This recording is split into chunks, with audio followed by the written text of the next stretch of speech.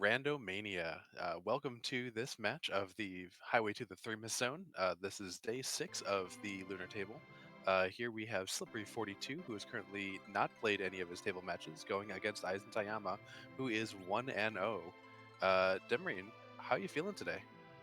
Wait, it's already day 6. Goodness me, we're just rolling through. I'm feeling real good. This should be a really fun matchup.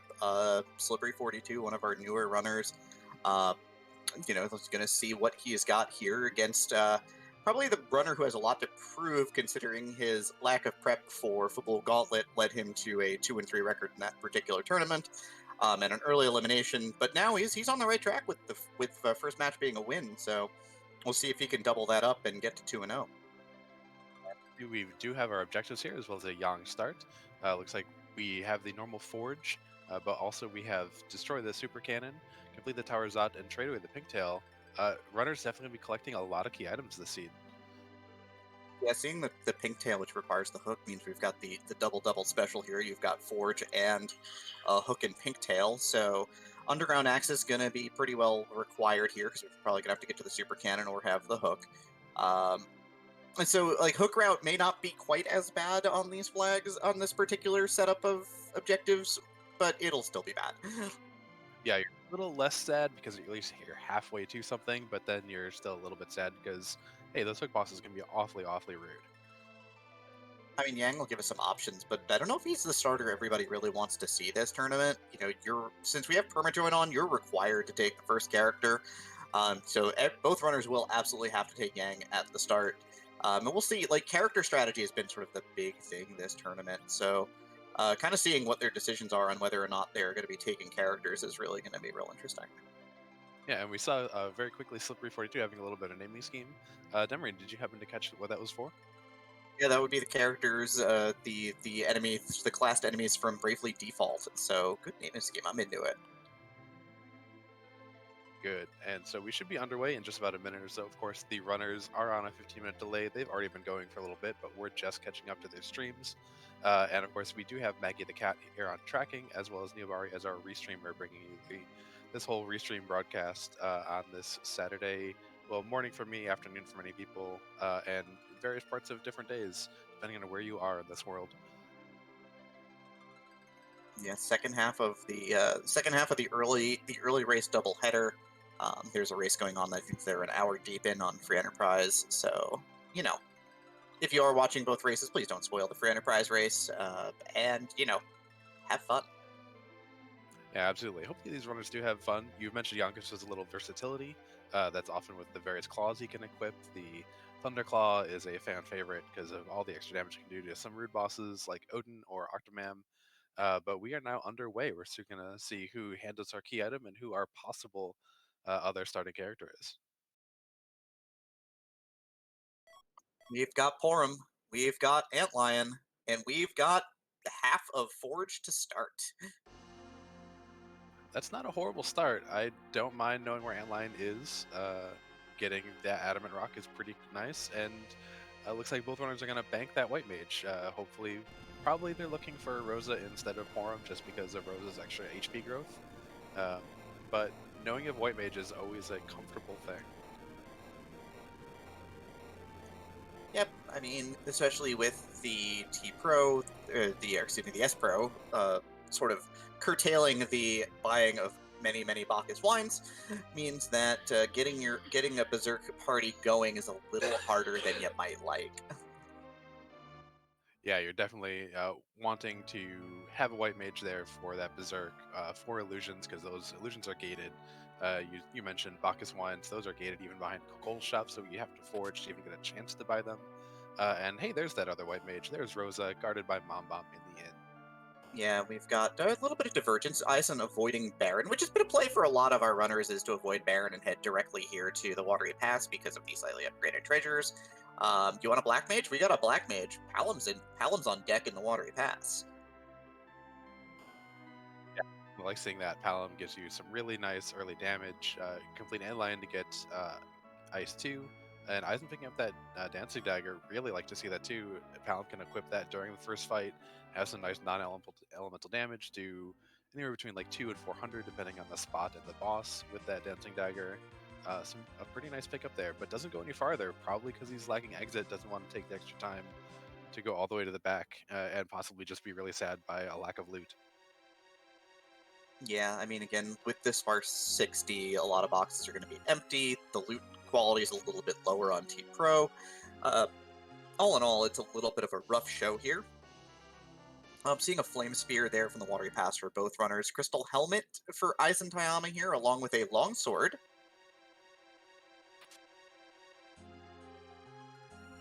Yeah, Edge being gated in this flag set, he has to be behind a key item check, or a key item itself unlocked. So you can find him behind a Sand Ruby, find him on the Hook Route, find him on the Moon, find him at Baron Castle or Dwarf Castle, but he's not going to just be out in the open like he was before.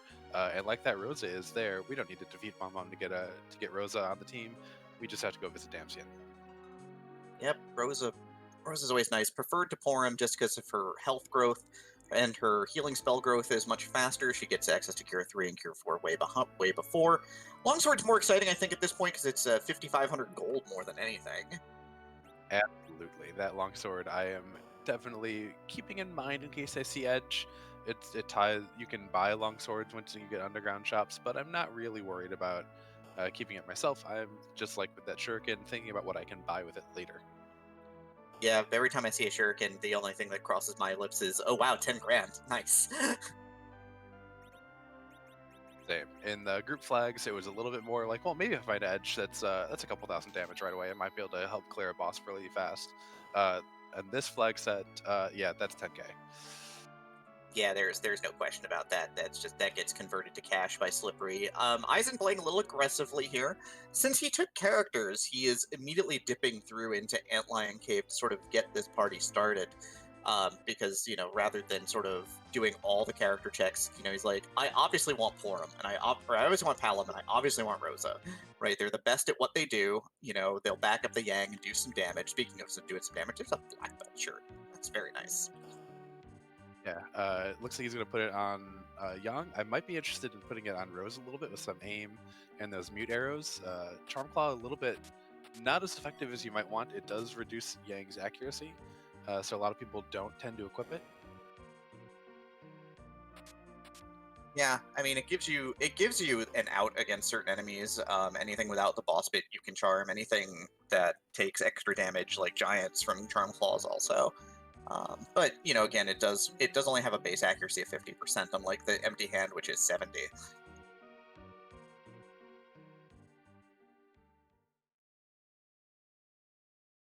Yeah, but I do overall like this play. You've got two important people on the team. You might as well just start your checks. Yeah, especially if you get a kill here on Rubicon and you get Palom to level 11, then he's online with level 2 magic, so it becomes real good. Yeah, you'd have loved that first level 2 spell here for Palom, getting a nice 2, but Dancing Dagger doing plenty of work. Should be done pretty shortly. Yeah, plus, normally Rubicon will counter physical attacks with Fire 2 to the group, but Aim and Power both don't proc that counterattack, so could very easily take out Rubicon here. Yeah, we don't even get a glare, but we do get a little bit of a glare at that crystal armor. Probably going to be sold for a lot of money. This team so far has lots of money and not a whole lot else in terms of stuff you're very interested in keeping long term. Yeah, but I mean, that converts into a whole lot of utility items, which is always nice. Also, Slippery went over to Hobbs, saw another Palom is available here, possible later Slingshot. There's some options here. Yeah, and that slingshot you talk about, that's a mechanic in Final Fantasy IV for Enterprise, where once you have 5 characters in your party, anyone who is 5 levels or more behind the median level of the party itself, not the average, but the median, gets double experience. So if you get into a fight where maybe you can summon the same monster over and over, or do some extended life glitches or life 2 glitches, or a combination of them, you can get them a whole truckload of experience in one particular go and take Rydia, say, from level 1 to level 60 in about 10 minutes. Yeah, Slippery sees Sid on Mount Ordeals, doesn't climb further, doesn't take the Sid either, decides to bank the Sid for now. Is nearly out of free character checks, and so it'll be real interesting to see which characters Slippery decides to take. One of the key players that we haven't seen here, and you might want to explain why this is one of the key players, we haven't seen Tella yet. Yeah, Tella is amazing in this flag set, mostly because he comes with Blink early, and he comes with the very important weak spell, which, when you combine it with that slingshot we talked about a little bit earlier, and some grind fights that you can find in the Giant, where you can summon either D Machines or Mac Giants or some other things, and D Machine is by far the preferred option when you have a Tella. Then you can weak them once, hit them once, and then you throw a life potion on them, get 2 kills for the price of 1, and do it over and over and over again, as long as you have the ethers and the MP in order to continue doing it. That is a key part of the slingshot.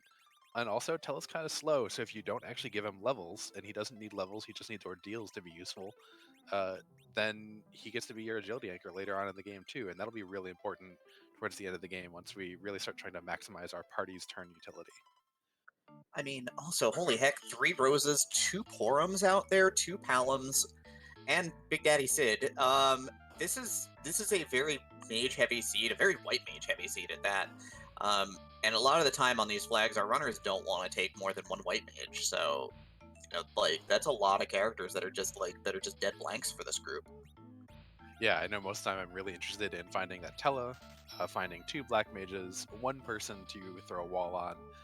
Kane or Sid are some of the favorites typically, and then 1 white mage to kind of run at the party. You want a little bit of healing, but that party takes Threemus down in about 3.5 minutes most of the time once you get the levels, and takes out most bosses very, very fast as well. But with all those white mages that we see, you're going to have a very well defended, very well healed party, but maybe not quite put out the damage as fast as you want to. Yeah, Slippery doing something real interesting here. Actually buys 3 diamond rings for this party. They're actually really good defensive gear for the low cost of 4 grand. Yeah, they have really, really good stats. They don't give you any bonuses to your own magic casting stats, but they do have good evasion as well as some lightning protection. Yeah, lightning protection doesn't come into play terribly often, but everything else is real nice on them. Yeah, I've definitely been happy to see him with Magus Sisters in some rude spots, or uh, just dealing with a very early Mylon and friends when that lit one actually is meaningful damage. Of course, looks like Slippery retracing some ground that we've seen already is down here in Antlion Cave, grabbing up these chests. Wasn't anything terribly interesting down here. Again, this has been basically the source of money for Eizan and will basically be the same for Slippery. That ice armor might be nice for Sid, but that's really about it. Eizan is forging ahead though now, skipping out on football for now and heading up to Ordeals. Does this look like an Ordeals clear? I'm not sure. I don't know. We'll see that Sid, probably also not take that Sid. We haven't found anything particularly good for him yet, and we already do have some level 2 spells on Palom, so not terribly interested in just Wooden Hammer Sid for damage, unless we happen to run into Pale Dim.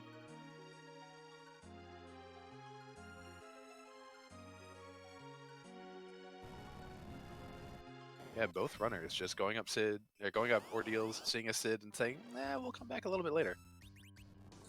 I mean, it's real interesting, though, having seen all of the free character spots, all 9 of the overworld character spots at this point in time, including, like, Hobbs and Baron Inn,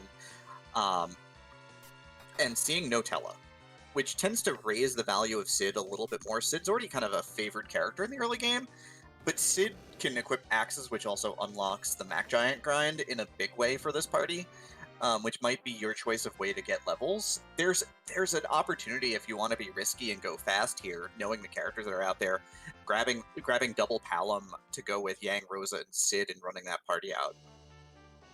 Yeah, definitely we'd be very interested in that if we see an early Darkness Crystal. And also, if I'm a little bit stymied and not sure what I want to do, I am very tempted to go into Castle Evelyn and loot a little bit more. That is some very high tier loot, and a nice high tier pickup from Eizan there is that Thunderclaw, not actually high tier in terms of gated availability, but high tier in terms of damage potential, depending on the bosses we face.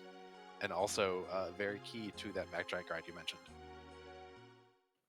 Yeah, so you got Eisen has 93,000 gil at this point, just shipping a whole ton of gear, and just now has a stockpile of cash to work with later.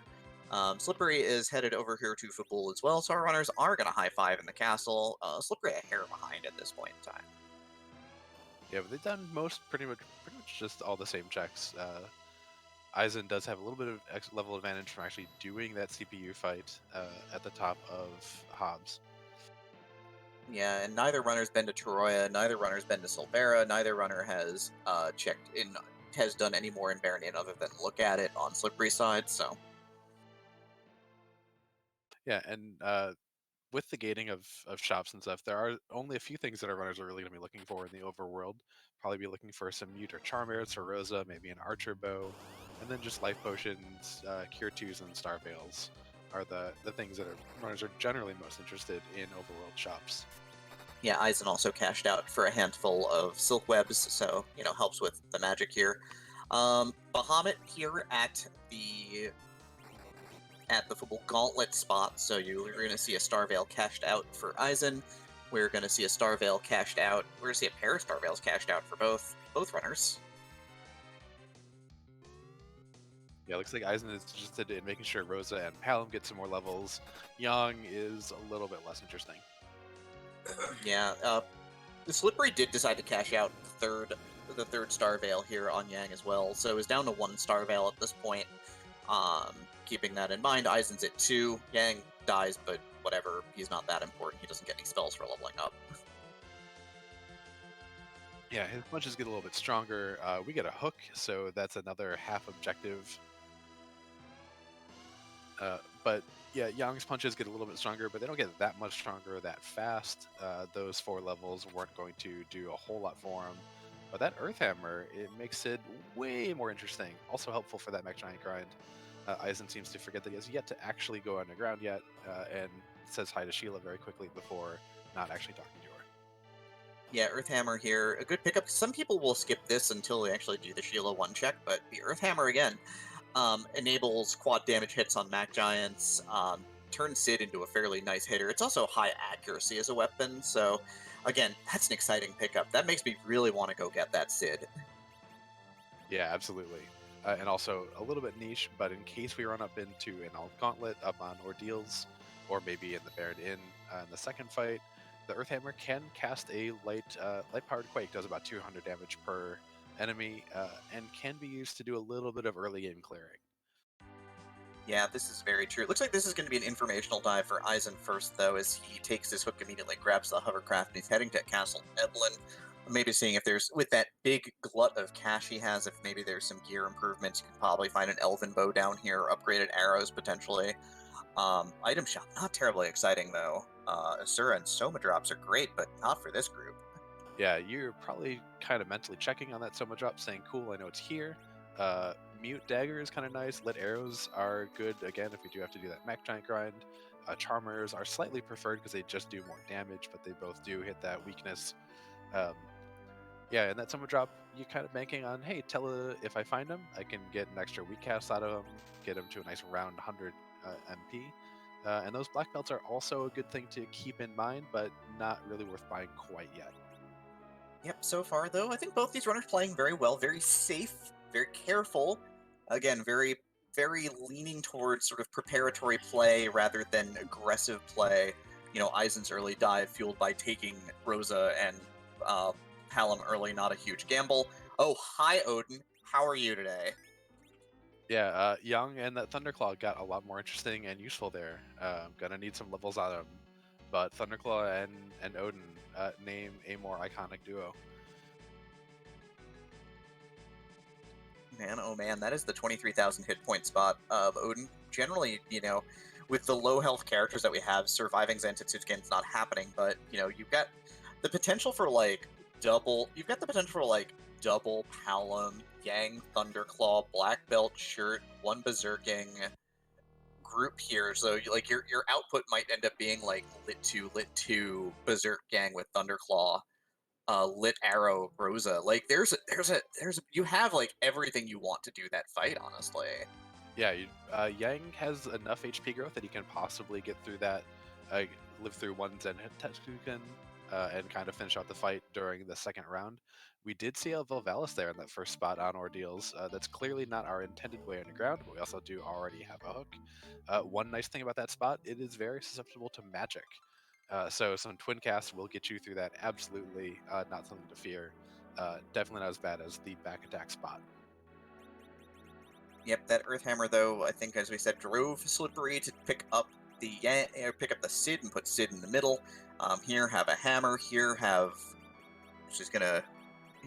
no armor left over. I think just the ice armor. There was a Dragoon Gauntlet out there as well, but I don't think Slippery has it right now. And meanwhile, Eisen is doing a little bit of looting, not finding anything super spectacular to pick up a Silent Staff. That headband is kind of nice for some extra strength boosting gear. Every 8 strength you get does increase your attack multipliers. Final Fantasy IV works in a system where as you only see one attack, but it rolls multiple times depending on kind of your strength and a few other things. And so every 8 strength gets you an extra attack damage roll, which when you have something like a Crystal Sword or a Spoon equipped, that is an awful lot of damage. But it's just nice to have, and that also means that you have extra chances to get through Val's tornado form, because she gets a certain amount of evasion multipliers and guaranteed evades when she's in that form. Yeah, and again, since Yang basically gains 1 strength per level anyway, but like getting a headband and a black belt on him early is just it's a free multiplier. Like it's completely free, and also it gives him some nice defense. Yeah, or if you pick up that Sid, will do the same things for Sid, and you'll get a little bit more value very early from Sid with that Earth Hammer too. But either way, you're happy to see headbands, you're happy to see black belts. Any strength boosting gear on your melee fighters, you're just pretty thrilled to see. Eisen grabs second Palom. Eisen now looking at Sid, saying hi to Sid. He's going, "Hey Sid, you want in? We know that this is the 33% chance that Tella wasn't on the overworld. So get in my party." EizanTayama fills out. He is done with characters at this point. Yeah, we do have the permajoin flag on. As you've seen, they've had to choose and deliberately accept people into the party. This means they can't leave the party once the people have joined. So we do indeed have a full party on Eisen. It doesn't matter where else he goes, what else he sees. He cannot change who he has. I really like this party, though. I am here for this right now. I think this is about the best we could do with what we've got right now. I think Sid is a good pickup. I don't think we're super into running up ordeals at this point, but we have that option now. It's kind of our last spot before we've got to go under with that hook, other than Baronin, which has Bomb here. Yeah, the lack of having a Tella means that ordeals is less incentivized. We still probably do it before going underground just because we have a chance of a Threemus, we have a chance of getting a Magma Key and not having to do that Odin, or whoever else is gating at the King Queen spot. But it's not such a big deal. Meanwhile, we do see a very nice use of Kick there on Slippery's side. Cleans up 5 of the 6 bombs and reveals a Leviathan behind there. Not a great spot for Leviathan. Magic is not super high here, but also not terribly low, and will be single targeting those Ice 2s and going to do a good bit of damage. And especially as weak as that party is right now after the explode, we could see a little bit of a struggle here. Cure 2 looks like it's going to pick up the pieces, though, here. I'm going to switch over to the... going to switch claws, equip that Thunder Claw for the extra damage. Lit 2 also doing a whole bunch of work here, so this should be pretty okay, honestly. I don't see a world where Slippery's having troubles here. Eisen is uncorking some physical attacks that are doing a whole lot of the nothing here on Volvalis, though. Yeah, hopefully, I guess Eisen does not remember that Volvalis is absolutely hittable by magic there. Resets out a couple of twins, a bluff and some twins would have gotten him through that pretty safely. But is going back in, so hopefully we do get a little bit of a strategy change. Yeah, then that'll be real interesting. It looks like trying to at least get Palom through this Leviathan fight is Slippery. Good DPS, but also just happens to be a good character to get levels on comparably to basically everybody else in this bunch. No experience from this fight, though. Yeah, but just making sure that Pound got up to do that 700 points of damage. There's about 4,000 at that spot, so you do have a good bet, even though it's a very slow spot to get through in order to get your Rosa, get that Luca key that we are interested in having because it will get us the key item there. Unlike group stages, we don't have the warp glitch on, so you cannot just warp from Dwarf Castle to get into the sealed cave and get its item at the crystal room. You actually have to find the Luca key and traverse all the way up in order to get that key item check. Speaking of keys and items, the key to the door grind is in Slippery's hands now. Yeah, absolutely. I don't particularly love a door grind with this party quite yet, but could be the way to get those final levels for Zeromus. I mean, or even if you're like stuck with the Darkness Crystal behind a iffy boss at the Fey March, a good way to kind of keep yourself alive through that. But we're gonna see. Do we have a cheeky Mist Dragon hiding at home? Nope. Ooh, bad boss to see there. Freebie out of the pool, King and Queen Evelyn. Yeah, I mean, you could go collect a couple hundred experience points for that if you want, but I'm pretty sure it's not going to be worth the time. So D-Mist still at large. We've got the Mega Sisters were in the waterfall, so they're out of the pool as well. Um, yeah, things starting to heat up a little bit here. Slippery ahead the Baron in check, but Eizen's one check into ordeals at this point, or one boss down, two to go. Yeah, so still pretty even. It looks like we are getting a little bit of the open treasury check out of Slippery. I wonder if we'll get a very, very cheeky D-Mist check up at the Mega Sister spot. Normally you don't see it. It's such a rare thing that D-Mist will both be there and have the gated progression that you're interested in, but it does happen and would give him a huge advantage in case he does that check and it pays out. But that's a huge gamble. It's also not a great play, I think, because Tower of Zod is on the menu as one of our objectives as well. Yeah, and it's such a slow way to take a look up there. Yep, it's just a treasure check. We do find a ninja shirt, which is some more money in the bank for Slippery. Yeah, can only be equipped by Edge. Gives him impressive magic defense, but you know, the odds of us actually getting Edge in these flags is so low. Like, in the group stages, like people gambling on Edge was normal, and now people gambling on Edge is like, I think I've seen Edge once in this tournament actually join a party. So it's like the table stages are real bad for Edge. Yeah, he comes in too late on permajoin to really be a factor. The weapons aren't as prevalent for him. It's so hard to kit him out well enough to actually be terribly useful, especially just because you're so prevalent, so incentivized to grab a Tella or do a very large grind, get your mages up to their absolute top tier spells levels. So you just don't really worry about Edge. He doesn't help you get through the game faster in table flags very often. And of course, Sid's got that Earth Hammer doing more mashing than Mike Trout on the Balnam robot, just absolutely destroys it. Yeah, Sid is real happy to see this fight here, as well as Thunderclaw Yang. Two of the four forms of Dr. Luge are absolutely machine type and are weak to punches through a Thunderclaw and smacks with the hammer. Yeah, very casual 860 damage swing from Yang. A very casual lit 2 here from Palom.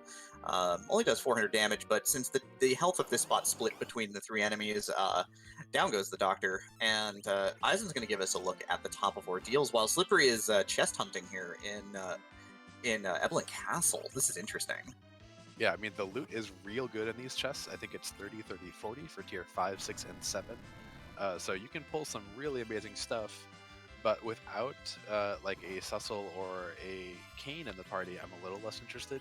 At this point, you're kind of hoping for a Stardust Rod, a white shirt, something of that nature, probably. A power shirt wouldn't be bad, but not the hope and dream. And that's a Darkness Crystal for EizanTayama sitting on Ordeals.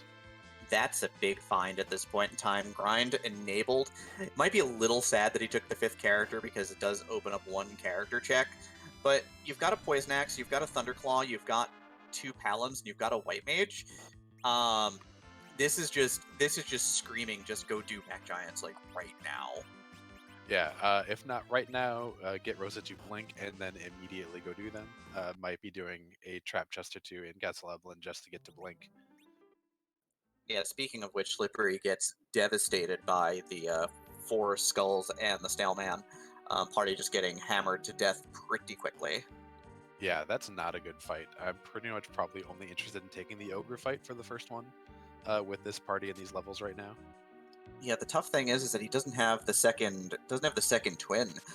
So no twin magic access there. Like maybe group cast Fire 2 is a thing to take out the front, but the firebomb's not doing enough damage. This is not a great scene to be in right now. No, but those Baron Guards are cleared out of the way for EizanTayama. He is done with ordeals, is able to take that Darkness Rock down off the mountain, and we'll see where he goes with it. I imagine we probably see a quick check at Baron Inn before going on. Yeah, I suspect that he knows that second boss is Odin as well. So there's a chance that he's going to decide to grind beforehand. On Slippery side, this time he does get the firebomb off with Yang. Rosa gets tagged. Both mages just get tagged here, though. Like, this is... Snailman hits real hard. Real hard, and then when you have a slow character like Sid, they have that same proc attack and the same chances for procs on that sleep like you do with an Assassin Dagger. So if your character just acted, they're likely to take a nap if they get hit from the Snailman. Yep, so it's a nighty-night for Slippery's party a second time here to that chest, and so he's like, yeah, I'm good. let's see, maybe I can find the Lilith chest or something. I don't know. Yeah, something, anything different at all, please. Oh my gosh, let me do something a little bit better. I'm sure that's what's going through Slippery's mind right now. Yeah, the tough thing about the Black Cat chest, by the way, is the Black Cats will counter with Bluster if they're not locked down. Which has a chance to either paralyze or immediately kill a character outright. They also hit fairly hard, so this is not exactly good times. Yeah, none of these chests are terribly fun. And here is indeed that Bluster. Unfortunately, Palom had a stop queued, but does not get it off. Sid, you betrayed the team. You're not Kane. What are you doing? Looks like Slippery's gonna hit that reset button again, as Eblin Castle is getting the better of him right now. I think what he really wants is ogres at this point, because we got Charm Claws and Hammers. Yeah, that Poison Axe will do some work if he has picked it up. And just they're a little bit actually less mean. They're in a row, so that they're only one of them is in the front row at a time, so that's very helpful. And I do think we saw an Aegis Shield somewhere in a shop, if I remember correctly. That could be very useful if we can equip that on Sid just to be a little protective. A couple bandanas though, also some really nice headgear. Yep, 5 strength is nothing to cough at. And again, we kind of need that armor right now. Neither Sid nor Yang had any helmets on, so gonna get that protection going. Eizan gets plastered by the big wave here, is starting the Leviathan pull here, the second of the Baron Inn. Wants Palom back for Palom things, and by Palom things I mean, striking down the Sea Serpent with lightning. Yeah, that is definitely in the realm of Palom things. Definitely, he's good at that genre. Slippery though, with the big pull from Eblin Castle, finds a curse ring in the top left and the top side right chest. Yeah, that's really, really nice stuff. We talked a little bit about agility anchoring. So why is that curse ring so important, Emery? So in Final Fantasy IV, agility is not, just the faster you are, the better. It's based upon, everyone's agility is based upon the agility of your, in this case, since we have no Cecil, we won't get into that, your center character. So if your character is relatively faster than your center character, your character will get more actions. And the same thing goes for the enemies. I mean, the thing is that a lot of the endgame enemies have such high agilities that really what you ultimately want is just to have such a slow middle character that everybody is the same relative speed compared to that middle character. The curse ring gives you minus 15 agility, which makes any character, say Sid, incredibly slow. Sid already being very slow to begin with. So by doing this, what you can do is set yourself up for success by making sure that everybody plays fair and gets the same number of turns. Which, of course, the bad guys don't want you to do. No, but we sure want to. And there's some bad guys that cheat an awful lot, like Evil Wall, with that agility system anyway, due to some programming quirks. So we just want to take as much advantage as possible on our side.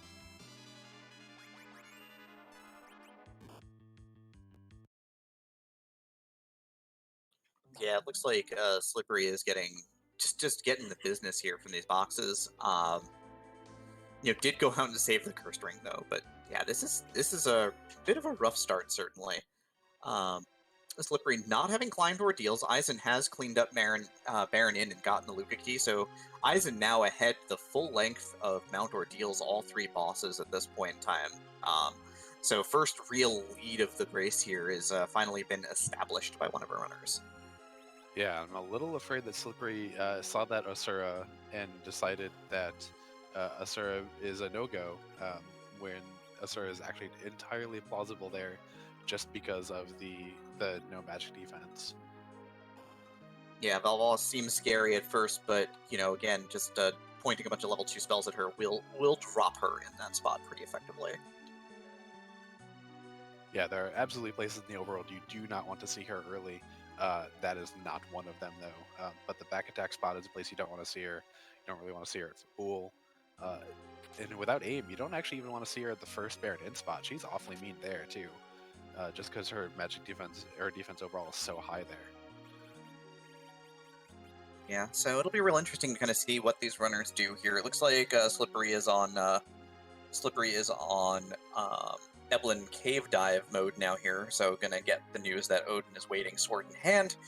Um, Clutching stone to breast. Wait, wrong game. Sorry. Meanwhile, Eisen has dove into Kaipo, has picked up a stack of 40 life potions. Didn't see too much interesting in the weapon shop, and no one's checking armor shops because there's nothing interesting in armor shops in the overworld. Like, we cracked 3 bandanas and chests at this point. I think we're good. And Eisen, unsurprisingly, is like, man, I really don't want to deal with that hook route right now. I heard levels are good. Maybe I'll go ahead and raise this whale. Yeah, we get access to another gated item shop. We could find some illusions there, so that if we do, that way Rosa doesn't need to actually learn Blink before we go, because we do have an awful lot in the bank. Could buy like 20 illusions. I think maybe 10 left from what Eisen had. I think Eisen had about 40k left, um, and 10 illusions will get us a pretty good part of the way. Palom learned stop, so we can limit the amount of damage the Mac Giant will do to us.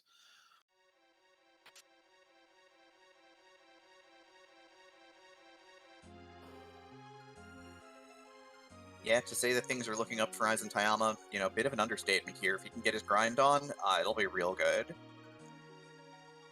Yeah, because that Odin, and we don't know yet what is it, King Queen, but Odin is enough to say, a lot of levels are real good for me right now, and I don't need to worry about anything else.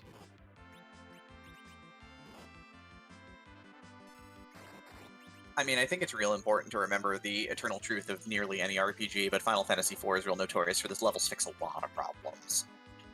They fix a lot of problems. Like, almost any problem you have is fixable by levels. Wyvern in certain spots with certain agility anchor positions is one of the few things that is not fixable by levels.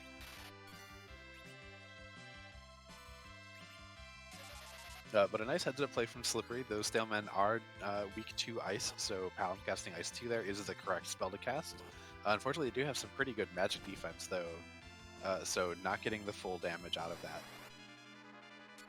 Yeah, the Stalemen are also tough because these are only worth 2,200 experience points, and they have like 1,600 health, and they, as you can see, they swing away. When they hit, they hit, so... Yeah, and as we saw them do earlier to Slippery, they also put you to sleep in the wrong time. So they're not fun to fight, and if I remember right, the tiering here is not quite as good as it is in Evelyn Castle. You can still find some really good stuff out of this chest. It still is some XP, so we'll get a little bit of a level gain out of it, but not the dream.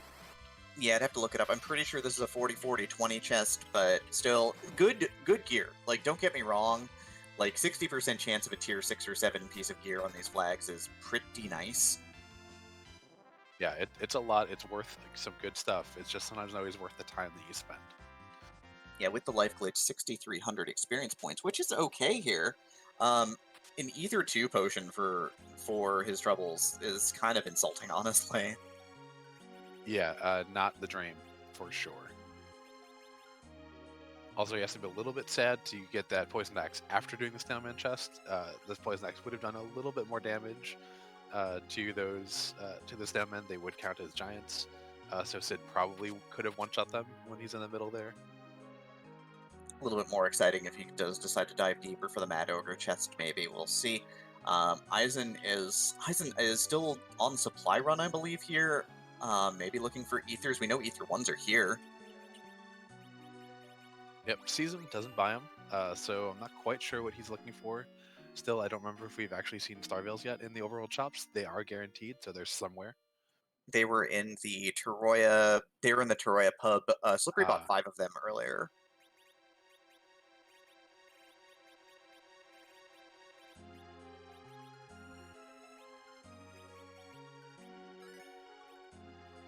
Wait, is Eizan doing what I think he's doing?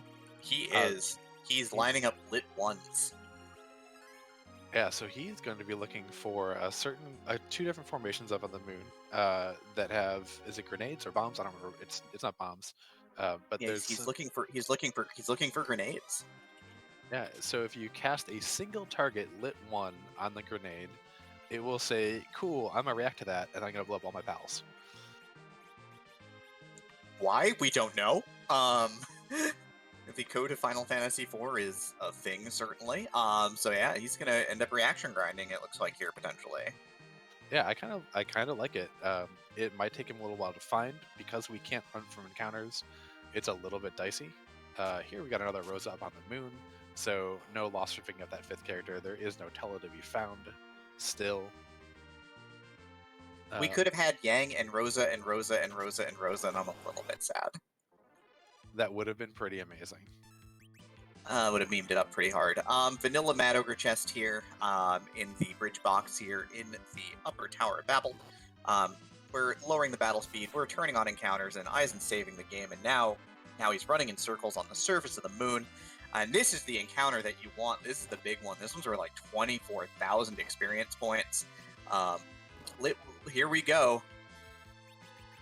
Yeah, does Pelham live in order to cast this lit? The big thing is, do other characters live as well? Because we got to get through a bunch of swings here. These are not light hitters either. Not going to get any experience on Rosa, which is probably the character you want to get it on the most, because I think this is probably to get Blink before Mac Giant grinding. That would be my guess too.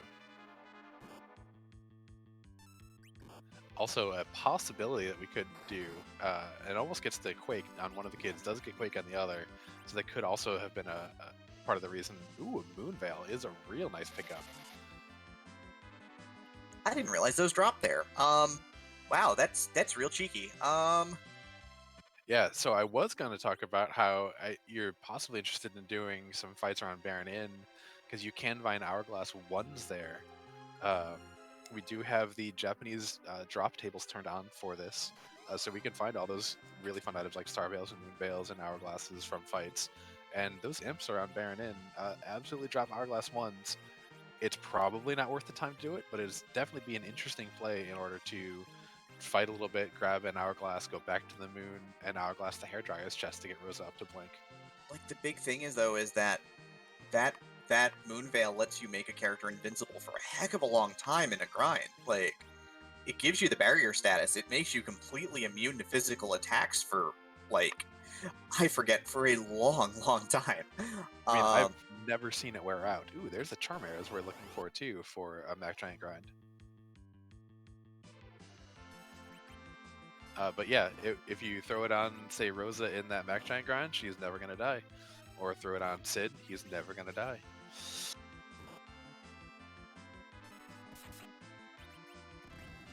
Yeah, that was real good for Eizan, gotta admit. Good catch from him. A little bit of luck, but you know, good runners get the bounces that break their way sometimes.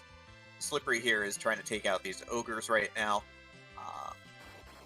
Oh, it looks like Eizan might be just taking that Moonveil and that Quake just straight to the underground route here, and may just try to blow out the bosses here.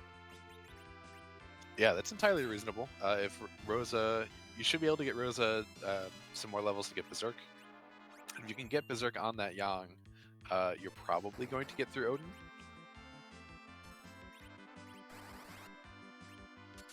Definitely not a guarantee, though. Yeah, very true. Eizan playing very safely here again. Just trying to be get full preparation done, trying to be very, very careful with his play. Making sure his party is stocked up, making sure his party is geared up. While Slippery here is just trying to get some levels because he never climbed ordeals. He doesn't have that Darkness Crystal right now. Yeah, doesn't have that Dark Crystal, hasn't yet committed to a 5th character. Just taking a little bit of a long road here to even show us who the King Queen boss is.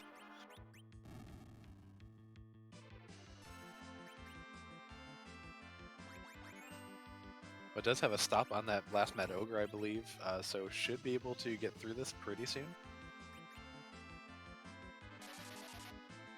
Yep, absolutely. That's 3 down, so in great shape.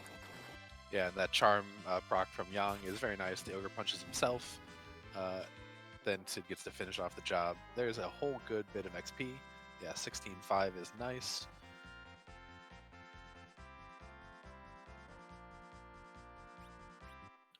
Yeah, there's Berserk, there's a Virus, there's an Elixir, so another nice utility item, but man, that's not what you want to see from these boxes when you're popping them open. No, you want to be able to buy that Elixir in a shop and those Ether 2s in a shop and not get them out of a chest. You're really wanting something a little bit better. That Strength Throwing would have been much happier out of the box with the Ogres than it is in that free one. I mean, another +5 strength though. Yang with his gear is at +15 now, so that's basically 2 multipliers for Yang. So Yang is going to do decent damage, not great damage, because again, part of his damage is predicated directly on level. But you know, he's going to get there at least. He's not going to embarrass himself in the next couple of fights. No, and once you get to Odin and you get an extra 4 times damage if you have that Thunderclaw on, that multiplies even more. So he'll actually be doing slightly more than respectable damage against Odin. We're not going to do all the math for you, but multiplication is good and makes your numbers bigger. Mm-hmm. Numbers big. Numbers good. Wow, we're real insightful today. I'm really feeling good about today. I mean, it's not quite noon yet, and I've had about a half a cup of coffee, so I'm not feeling actually too bad about numbers big. Numbers good. I had an energy drink this morning, so I'm feeling myself a little bit here. Eisen is taking on the Staleman chest right now. A little bit better luck with the extra handful of levels here, but Palums, the Palums are still just getting lit up here, just getting meleeed to death left and right. First boss, and Rosa's still not able to survive. First boss is that D-Lunars that you're about to say. Yang with the punching. With the Power Punch and a Fire Claw will be very happy here. But Rosa not able to survive that fight. Still a little bit sad. Maybe she's 5 levels behind at this point. She just might be, yeah. Looks like she was 18 with the kids at 23, so there's a good chance that she's now 5 off the pace. Big thing with the Z-Lunars is that Eisen's going to be happy to see this. The 6,000 health of this spot is split up between the 2 bosses. There's a potential to just go Quake, and thanks for playing.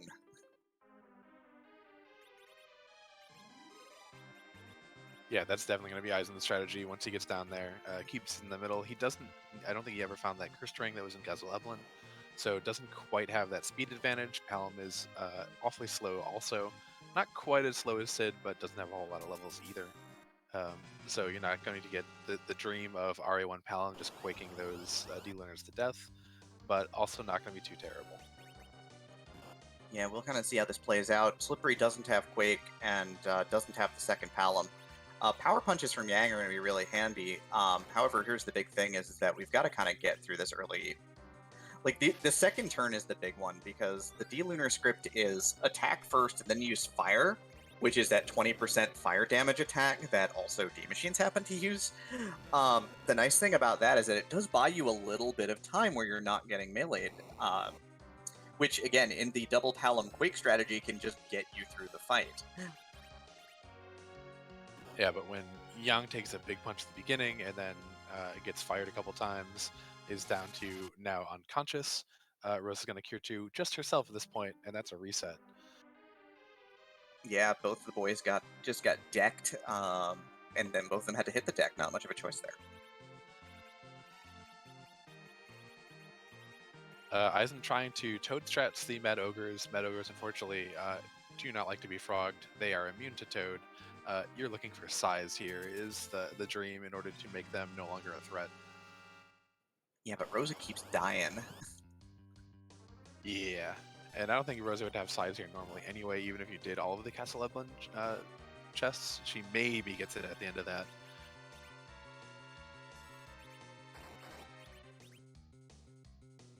Yeah, definitely like the application of stop to at least get some of the ogres out of the queue, and probably be looking to get Sid and a Poisoned Axe online and start attacking those mad ogres. Yeah, it looks like for Slippery, Slippery's gotten off a couple of viruses. Gotten off a virus. It looks like going for a firebomb here from Sid, which is going to do nice damage even after the 2 fires come out. It's still going to hit for like 800, which is pretty good. So we've got half of their life gone already. The big thing is that now you've got to pour it on a little bit here, and you got to hope that, and unfortunately you've got to hope that Rosa dies, right? Because your firebomb user, you don't want your firebomb user getting hit. You don't want Hallam getting hit. That's what happens, though, is that literally it is a takedown of Rosa, which is exactly what you wanted to see. Another virus kills the front D-Lunar. This firebomb's going to clean house. Goodbye, good night. Let's keep going. We're on our way. Yeah, first obstacle down for slippery42. Now just has to get through Odin with this 4-person party. Meanwhile, EizanTayama is in a little bit of control here at this point. Everyone's still up. We're getting stops out on those mad ogres. We're down to 2 ogres left.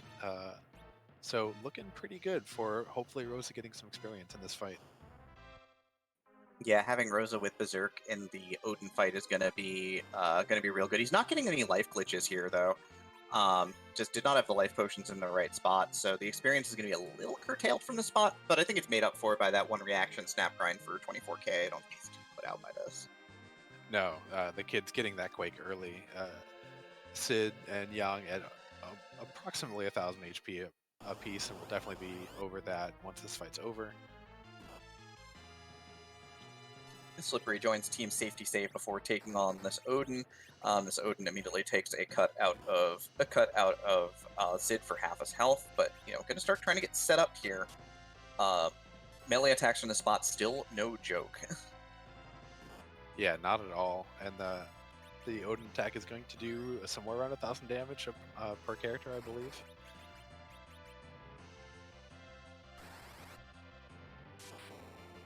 So I think Slippery's in a spot where he has to absolutely kill the Odin before the Odin gets his special attack off. Yeah, I mean, knowing what the damage count potentially is here could be very helpful as well. But we're gonna see this. We're gonna see this hit right now.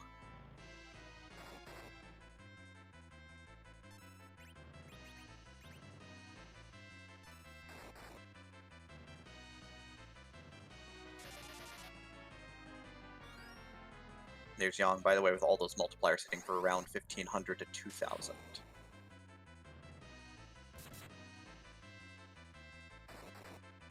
Yeah, so on average, probably about is actually out DPSing Palom with the Lit 2 cast, just because he's able to go so much more frequently.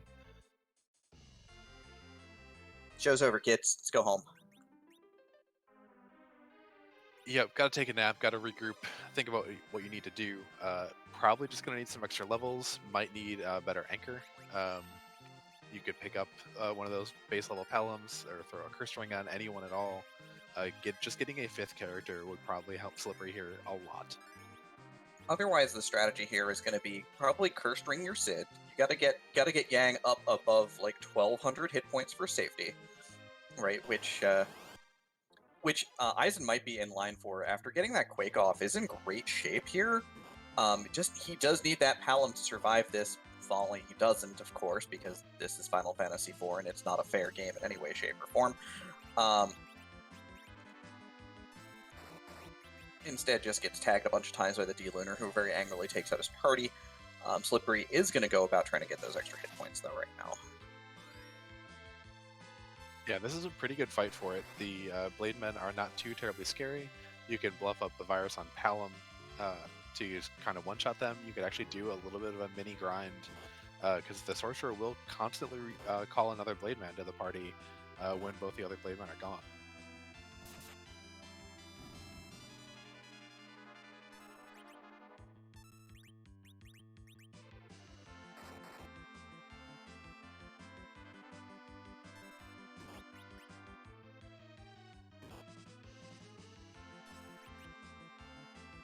And we do see Paladin do that bluff. That is like strapping a Stardust Rod to your Quack Kid. Gives him, I think, plus 16 of Black Magic stat, which is an awful lot. He'll do much more damage, and you can cap that at a total of 99 overall on his Wisdom with his normal equips, because it just kind of adds up to that.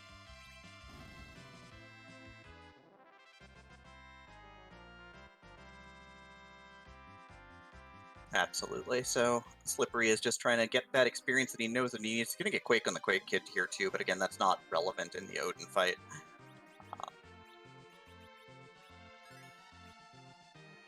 Yeah, no, but Eisen does get through with a couple of Quakes. D-Lunars are down. Both runners are now just facing Odin for their path underground.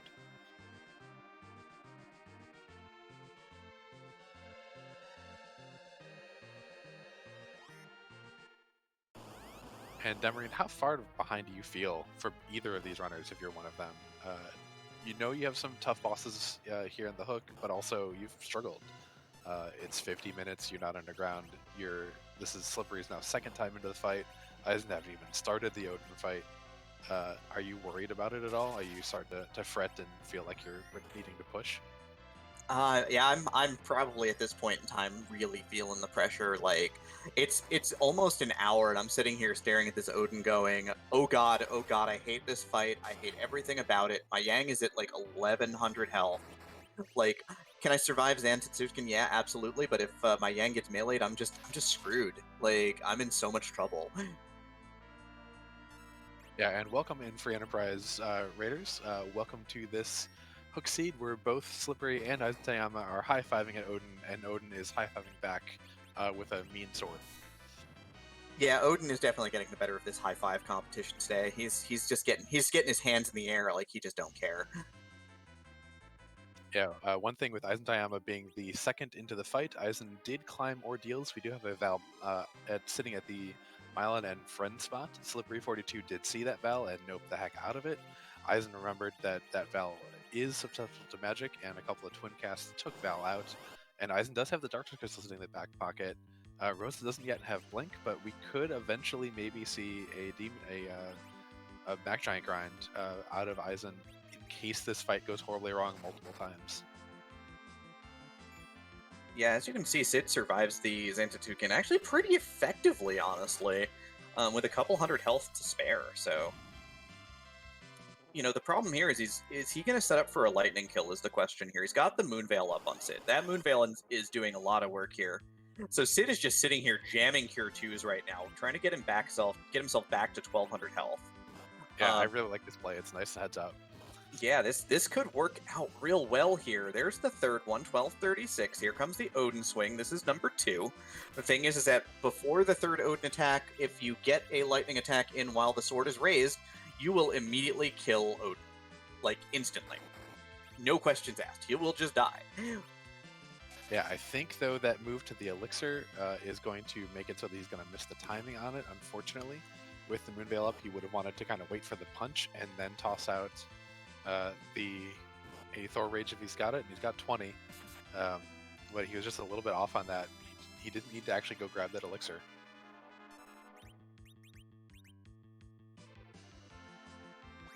Yeah, so we're cycling through here again. All these attacks are just going to miss. Here comes the Sword Raise. Here comes the Thor Rage. Was he just waiting for the fourth one? Because it doesn't work on the fourth one. It doesn't work. I know, he was so close. If he doesn't Elixir at the third one, he would have had it. It is very specific. It is specifically the third time. It's the shortest one. Yeah, it's the shortest one. It's the exact same timing as spelling Kinatsu's Wave. If Kinatsu were here, you kind of want to toss that lightning damage immediately as you get punched. Otherwise, you just don't have time to get it off. Yeah, there's a bit of a window. You can basically do it like if you hit the item menu while the sword animation's happening. So he's got the right idea, he just has the wrong timing.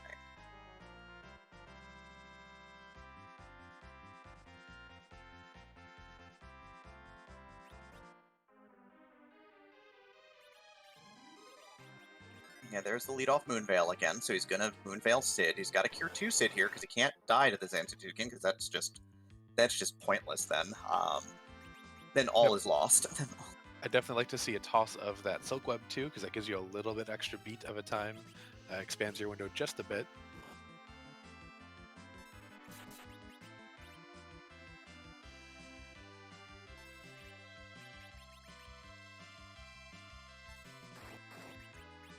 Yep, Yang survives the first one, so he's going to Elixir Sid here, so going to burn off that Elixir that they found from the Mad Ogre chest. Here comes Odin number 2.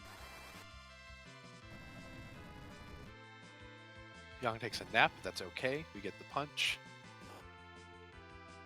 Sword goes up, Thor Rage goes in the queue. Bring down the Thunder, sweet dreams Odin. That didn't work, it was too late. You've got to be kidding me. Yep, you really want to be in the menu as the punch comes out, especially without the Silk Web. Eizan taking a moment. I don't blame him. Long, deep breath here. Just trying to recover himself here. Yeah, Slippery is trying to figure things out too. Yeah, Slippery just kind of fixing this entire problem with levels. Eizan definitely taking a deep think. Wonder if he's going to go do a Mach Giant, if he is comfortable with the new manipulations outside of Baron in order to find the correct seed, or if he's just going to keep going through this. He was so close on that timing.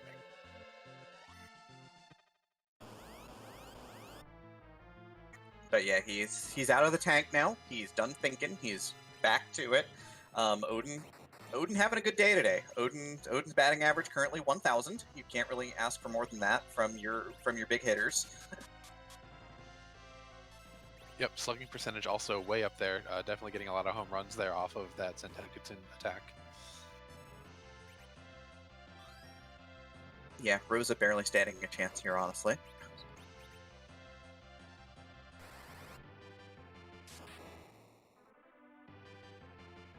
So while we're watching Odin do the business end of the business to our runners here, sadly, this is a very challenging fight, and even good runners have a hard time with it. Of course, going to thank Miyabari for giving us the restream. Maggie the cat on the tracker right now, getting a long breather, as you can see them chatting in chat rather than tracking anything because there's nothing to track right now.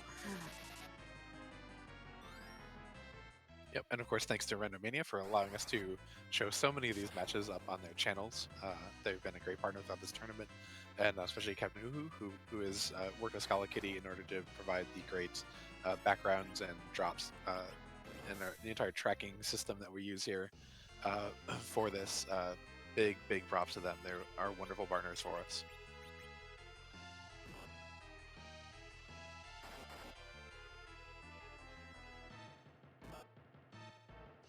And Chasman saying Odin and King Queen is not fun. That's true, but we saw D-Lunars at King Queen. This is Odin at Rubicante. Yeah, this is as underground as hook routes go. These are. I mean, Odin's not a sleeper. Like Odin, Odin's gonna dumpster you in the Rubicon spot. Honest, if you're not ready or you're caster heavy, your DPS is just never gonna be high enough to get through 23,000+ hit points. And D-Lunar's in the first spot because they get double actions. It's gonna be really nasty. Yeah, it's a pretty high punchy spot, and they attack a lot. I would really like to see Eizan throw a Silk Web right away with Palom. Maybe get a burst, or just slow Odin down a little bit to give him more time in the queue. Would not object to even just doing stuff with Yang to kind of front load damage, even if you are planning to do the Moonveil strat, just to kind of give yourself more ticks as long as possible. Yeah, Slippery just trying to fix it by doing continued grind here at the upper Babel spot there. Experience not extremely good here, but it's it's doable. Gets a couple thousand experience off the Lamia fight, and is going to find Mad Ogres, which is really kind of what you want.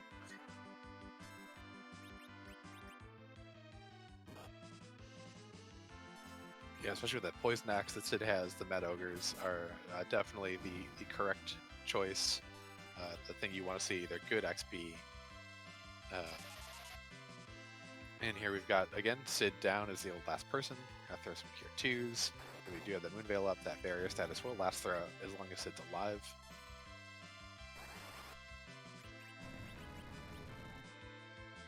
Yeah, that Moonveil is so key to this fight. It's just you've gotta get somebody through alive.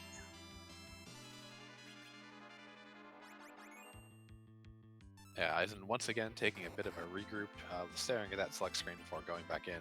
Probably a big deep breath, just trying to think about what else he could possibly do. Like he had it that one time with the Sid getting through to the third Odin attack. He just timed the lightning a little bit off, and that was that. Yeah, but looks like we are going to get a little bit of a retreat, probably get some levels, and then return.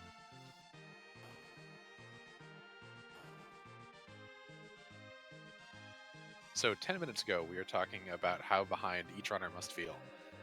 There's been no progress. The runners have to feel even more behind. Yeah, I know both of us. I know, Anna, you're a high-level racer. I've done a lot of high-level races of this particular randomizer, and it's real easy in like this top 32 where all these runners are, old or new, they're all good. Like, there are some small differences here and there, but like the macro play, that wide-ranging routing and routing and being in the right places at the right times, the macro play is generally pretty similar. The tough thing is that when your micro play is off, like you take a wipe to a boss you don't think you should wipe to, or you repeatedly just bang onto a tough boss without really changing anything, right? That's what really takes it out of you. That's what really makes you feel like things are not going your way.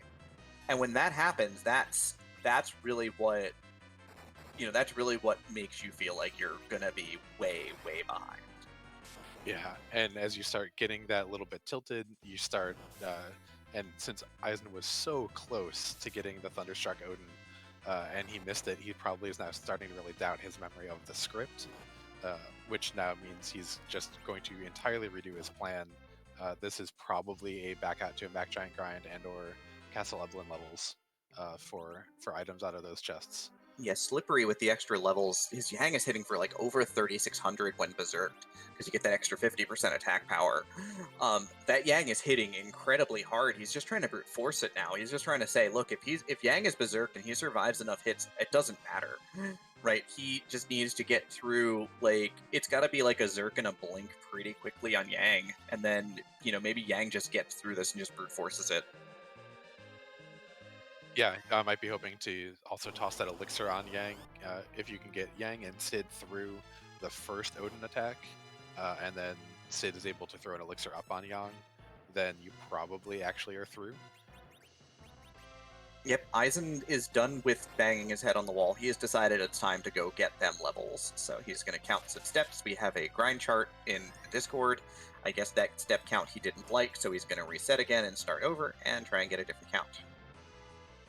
Yeah, and Fiddlebotic, you are correct that Eisen was very close, but again, as Eisen kind of missed it twice, he's probably just not feeling good about actually being able to pull off that strategy right now, and so is deciding that levels are going to solve his problems. And here, with what should be a Mac Giant grind, they absolutely will, and they'll solve the problems for the rest of the seed form probably. Yeah, so right now, Slippery's gotten a couple of big swings off with this Yang. He's already 10,000 damage into this fight. You've got Sid throwing Cure 2s you got Sid throwing some Cure 2s. He's got his battle speed at 6, trying to mitigate the effects of, the early rounds, trying to get a couple of rounds early off, real at the start here. Needs to land this Cure 2 on Yang, just needs to get him to as much health as possible for safety's sake here. And we're going to see if this works out. He's about 13,000 damage into this fight right now. So about halfway there. Yeah, this Lit 2 is going to do a good chunk. So about, 15 now? Yep. Close to 16. Yang gets 2 to 3 more punches off, and this should be okay. Yeah, we're at about 18.5 now. This is about the end of that. This is the end of the mages right now. And 2. Yeah, the battle speed 6 is helping off a lot here, as he is able to rip down the wall of Odin at 1 hour 6 and 10 seconds. Yeah, and for all that he does not yet have the Darkness Crystal, that is a pretty big lead, just getting underground. We'll see how much the levels that Eisen is intended to get off of whatever Mac Giant grind he's able to put together without having Blink, but does have that Moon Veil, so he'll at least have somebody alive and ready to go. But Slippery is through to the underground, has access to a lot more checks. Maybe we'll be able to find a Tela there at Dwarf Castle. Definitely a big lead for Slippery at the moment. Absolutely. Eizen's going to get levels, which may allow him to make up the ground. Um, so we'll kind of see if that changes things here. Boss at the top of the tower is Dark Elf, so not a bad boss to see, honestly. And I did see a question in chat for where the Darkness Crystal was. Darkness Crystal was at the top of Ordeals, behind a Val at the Mile and End friend spot that Slippery noped out of.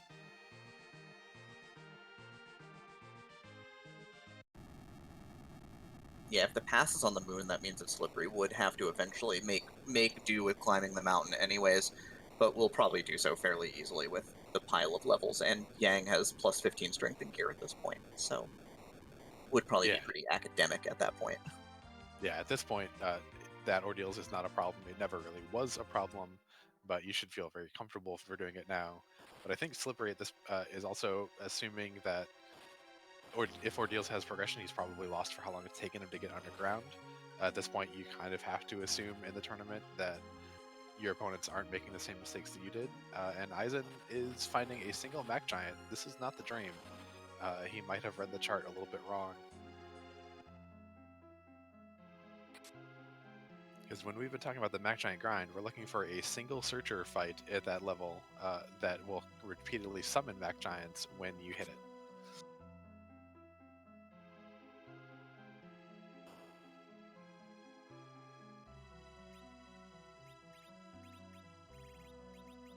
Slippery giving Maggie the Cat something to finally do again after a little while. Find a Standard Bee in the free chest. We also find some vampires here in the Famart shop. Those are an interesting find. Probably something that we won't necessarily use, but something to keep in mind in possibly some other round or other matches of the tournament, where you see where they can enable what we call the 1200 HP strats, which I believe Zilch is the runner who kind of developed them and kind of figured them out, developed them, and has done some refinements too. To where you really only need between 1 and 5 characters at 1200 HP in order to defeat Threemus. Yeah, well, we'll get to see what bosses are down here in the march as well. And so we've got on the left, we've got a blue cloak, which I believe we don't know what that is, and on the right, we've got the Karate Man, who in the Asura spot, I don't know, Fist of Steel and all that. Yeah, I mean, less scary than in the Odin spot. I definitely don't want to see Karate Man switching with that blue robe, but don't really want to fight him at the Asura spot either.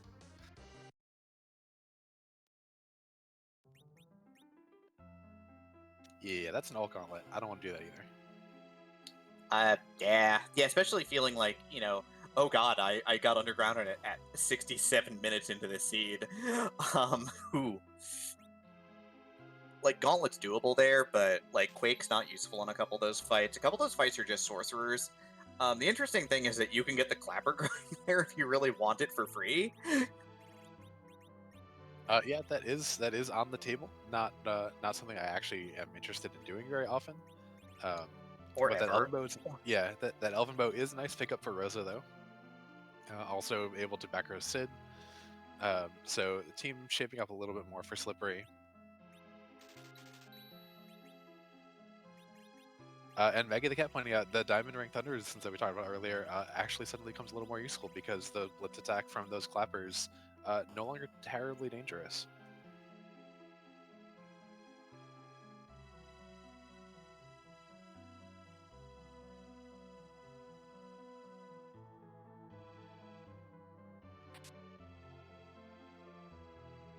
Yeah, so things getting real interesting here. You've got Eisen, I believe, flipping encounters on and now and is trying to get into that encounter, and that's a Horseman Beamer machine. So it looks like he's having a bit of an issue setting up this grind right now.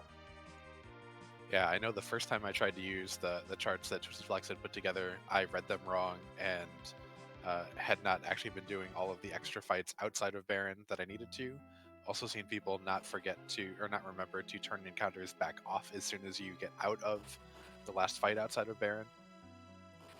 Those are both pretty common ways to kind of misuse the chart and get it wrong so that you have to redo it. Really unfortunate. Eisen probably feeling lots and lots of extra pressure at this point. Yeah, the chart in particular, if you do go onto the Discord, you can grab the chart. I believe it's in Newbie's Corner, interestingly enough, but it should also be elsewhere.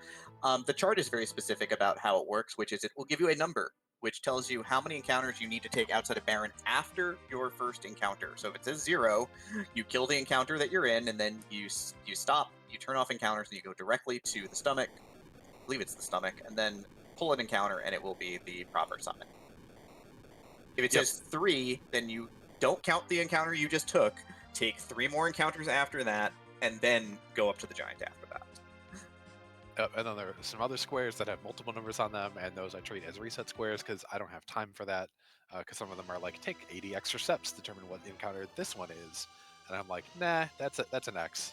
That's an X. I don't want to do it. Yeah, that seems like a lot of work. Yep. I have a limited brain space while I'm playing this. I need to know one time how many extra encounters, otherwise I'm just resetting because I have just that much extra like working memory. Yeah, I also want to make things as easy as possible for myself. Yeah. Meanwhile, Slippery has visited Yang, goes to Sheila with Yang in the party. Sheila says, "Here's a party rock. You get access to a treasury, which we may or may not rate. It's an hour 12 in. You spend a lot of time getting underground. You might feel behind enough that you're like, no, I don't want that loot because it's not actually that good like we got used to in group flags. But it does give him extra chances at Tella for these easier to deal with the machine grind. More importantly, though, is that objective number 3 down there. You know, complete the Tower of Zot 100% requires the Earth Crystal. Oh yeah, that's a thing. That might be the most important part of what is going on right now, and Slippery still has a party spot open. So there's a chance that he could get real lucky. You know, could find an edge, could find a Tella. Could find like the 6th Rosa of the seed. I'm into that. And we do see Slippery parking that Falcon far, far away from Troya Castle because he eventually hopes to maybe use the pass later. And if he leaves it right outside the castle, he's going to not be able to land the Enterprise there later. Yeah, it teleports after you do Tower of Zod. It teleports you and the Enterprise in particular to Baron.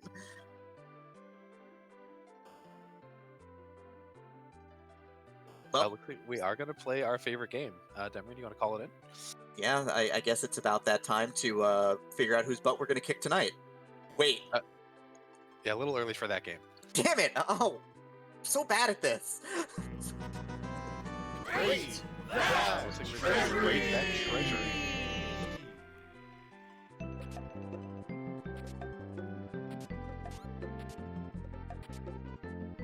We've got 2 Stardusts, a Bacchus wine, a glass mask. Leviathan summon. Yeah, that's not the dream. You get 1 point for the Bacchus wine, but that's it.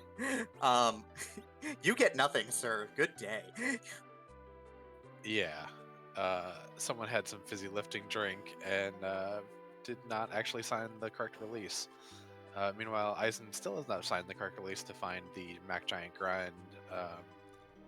Goodness, I can't even imagine what's going through Eisen's head at this point. I really don't want to think about it at this point in time. He is absolutely pressing here for sure. You got to be feeling it real bad at this point in time.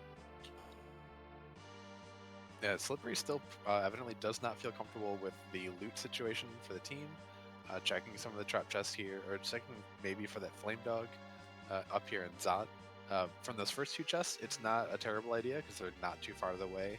I personally don't really think it's worth it to do it in the Trident. We'll see if Slippery does. Yeah, I know I'm a fan of skipping it, but I'm also a fan of skipping anything that says treasure and chest, you know, right side by side. But yeah, so Slippery is just dashing down and is gonna walk right by the rest of the treasure chests here, and is gonna finish up the Tower of Zod, probably in short order, honestly, but we'll see. Yeah, these levels haven't gotten through Odin already. There's not too much that's going to scare you here. You might have to prepare a little bit for a Wyvern, but it wouldn't actually be terrifying. This Mylon, whichever it is, Friends or Z, is not a trouble.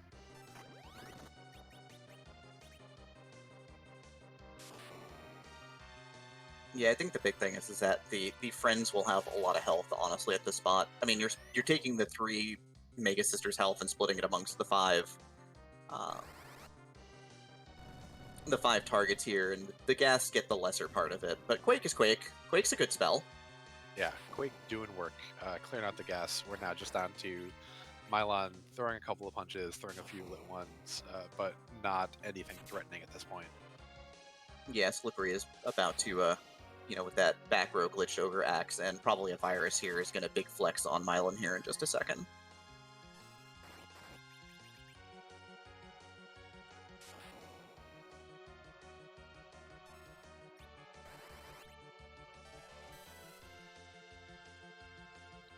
So yeah, so we'll get a look at what the second boss is. And again, interesting for Slippery, held on to this 5th character slot for nearly 80 minutes. So we'll see if he gets super rewarded with the character that he really desperately wants, or if he's got nothing to show for it. And this time, Eizen's got it. We've got the Mac Giant grind going.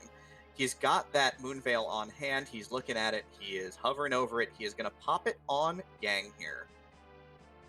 And so Yeah, he's going to protect his investment here. and for everyone who is coming in late, ooh, that's a nice find there. That Threemus is going to be in the second spot in Dwarf Castle, but that Moonveil is absolutely something that Eisen picked up doing a reaction grind on the moon. A very key lucky drop there for him, which is going to enable this very easily, and something that Slippery would have no expectation of getting. So that Moonveil super key for Eisen here. Yeah, it's just Sid and Porum here at the top of the tower, so no winning tele pull here. The character gotcha game is not given the goods here. Get yourself a 3-star white mage and a 3-star bruiser. Yeah, and You know, seconds of both of them. you don't even get like a +1 for your existing ones either. It's just bad. Let me go off to feedback and ideas, which actually I think I'm pretty sure someone's already done this idea of you get extra levels, but we just get a Pain Man who's really not too scary here, especially with all these levels. Not even going to be able to take out Palom. Slippery doesn't actually need to do a thing in this fight. You gotta fire off the safety cure 3 just to make sure that Palom gets through this in one piece, but that's that for that, and we're gonna get a clear of Zot in just a minute. Well, we do have Eisen with the grind setup here, using Thor Rages to set off the Searcher because they do very little damage. He's got his multiple bluffed Black Mages, though, right now, so he is just lining up this double Virus cast, and is just laying waste to these D-Machines, 3,000 damage at a time.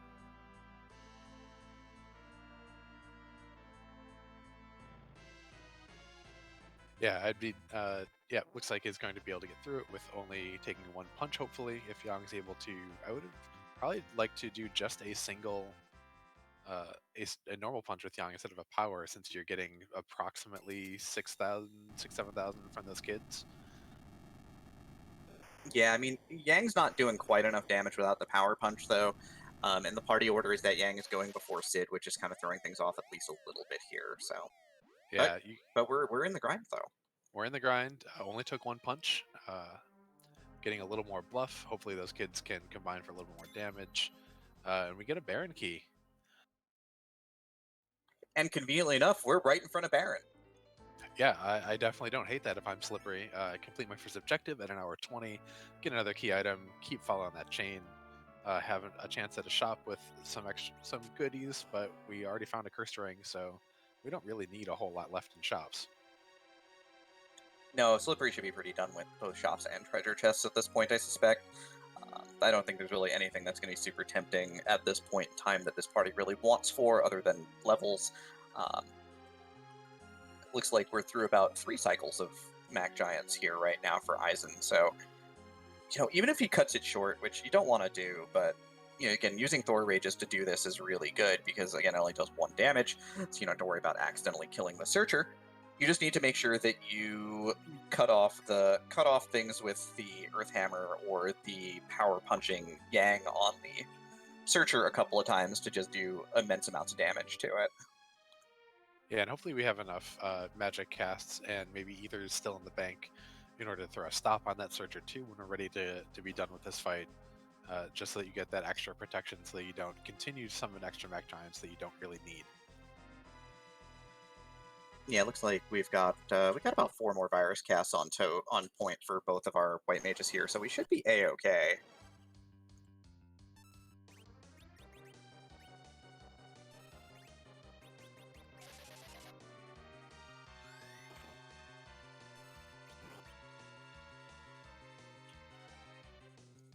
So yeah, we've got Slippery did just go straight into the Baron Castle here and is taking on the antline that we saw at the start of the run. Um, Not super frightening here. We got a Quake, we got an Axe, we got a Power Punch, we've got... Don't even need to get to the Power Punch, his antline gets dropped. So halfway done with Baron at this point, and he's probably going to go straight to the throne room here. Yeah, I don't think the party levels are set up as quite right to take a gamble on that Odin throne right away. So definitely gonna get a little bit of vanilla here with that Kinatsu sitting on the throne. Gonna be precisely 0 threat to this team. Yeah, just gonna roll up Berserk this Yang and then let the fire fly, I guess, here.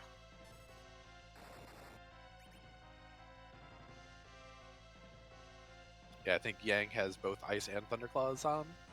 So casual 2600 for the first punch. We get some water gathered. We're gonna get a lit countering it. Kanato might be dead just off of the next lit that comes out.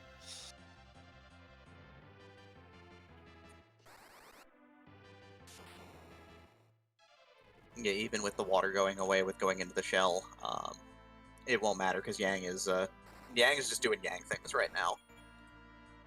Yeah, he's peak Yang for sure. Kinatsu has probably just terrifying nightmares of Yangs. Yeah, Yang is reaching his potential at this point in time.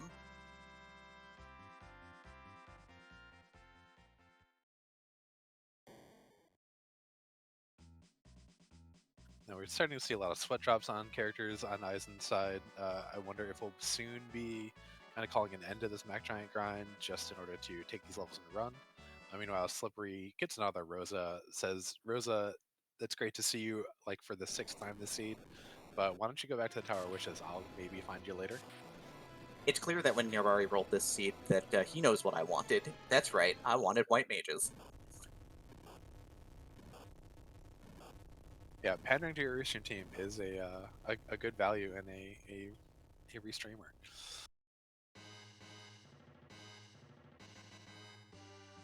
Yeah, because there's nothing I like seeing more than the possibility to have a party as full of roses as possible. How do you feel about a party full of Morums? I'm here for that too.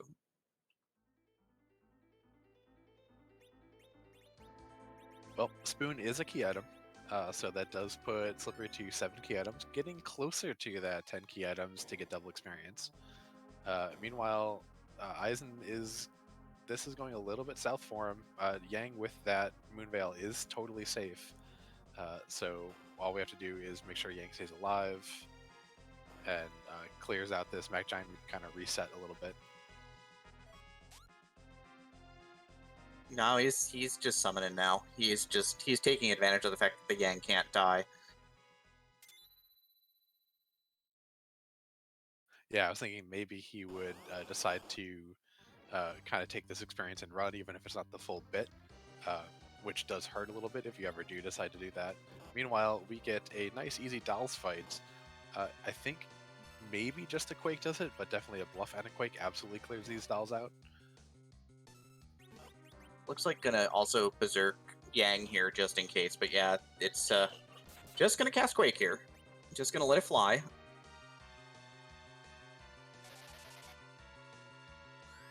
Yeah, there's not that much HP in this spot, and divided a total of 7 ways, and with the Calbrena itself getting most of that, there's just not that much for these dolls to survive. Yeah, wow, the Quake almost did the job on its own. Gonna end up uncorking one more Yang punch because he's berserked, and thanks Dolls for showing up in a bad spot. We appreciate you. Well, there's the Magma Key. Man, that's like a free path to the underground. Yeah, too bad. Let's see, check notes. Slippery did have to go to the underground in order to get that Magma Key. Well, can't all be winners, I guess. Nope, I know that if I'm a runner at that point, I say thanks game and then walk away. He keeps the key item though, because again, as you said, now he's pushing on. He's now at 8 out of a possible, 10 key items for double experience grinding time. Yeah, and he knows, having done Zot already, that we do have a Deep Mist lurking at the Golbus spot in Dwarf Castle. So a single Dwarf Castle check could get him to 10 key items. We know that Ordeals does have a 9th key item for him if he decided to go up there. While EizanTayama did cast Stop on this Searcher, putting this Searcher on lock right now, at least for hopefully long enough to get off this Lit 2 and these power punches to just drive back the Searcher and cash out his prize. Searcher, please, I need you to die. Yep, he's probably going to go back around to Yang, get that one more power punch. Yep, play it safe, play it smart, don't mess around. Yeah, you have spent this much time getting these levels. Do not have to redo this again. 300,000 is a good total, not the overall total that you're looking for, but it's absolutely going to get him through Odin.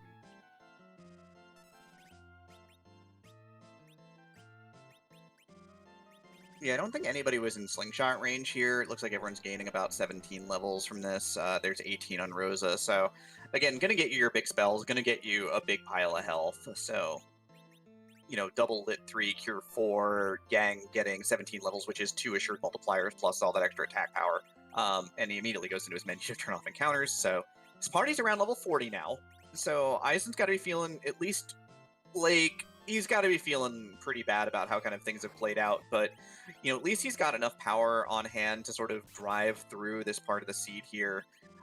Shouldn't have any problems with like a Zot, shouldn't have any problems with Baron Castle, shouldn't have any problems with the hook route. Potentially is looking at those bosses in the Fey March and going, I don't want to do the gauntlet, but I can.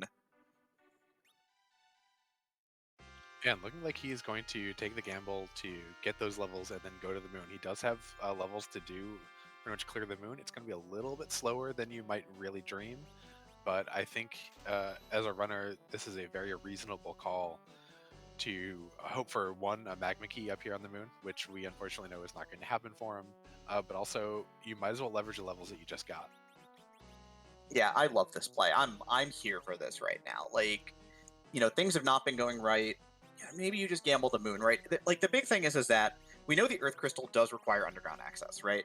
But he could pull Tower Key up here. He could pull like Tower, like the dream is you pull 3 key items out of here, right? Tower Key, Pink Tail, Legend Sword, right? That's the dream scenario right now.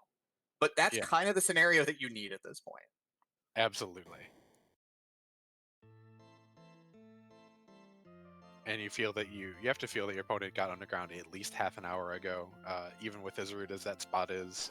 That just maybe a different grind, an earlier grind, maybe remembering how to do that Odin, Thunderstruck Odin the first couple of times rather than just missing it like Eisen did.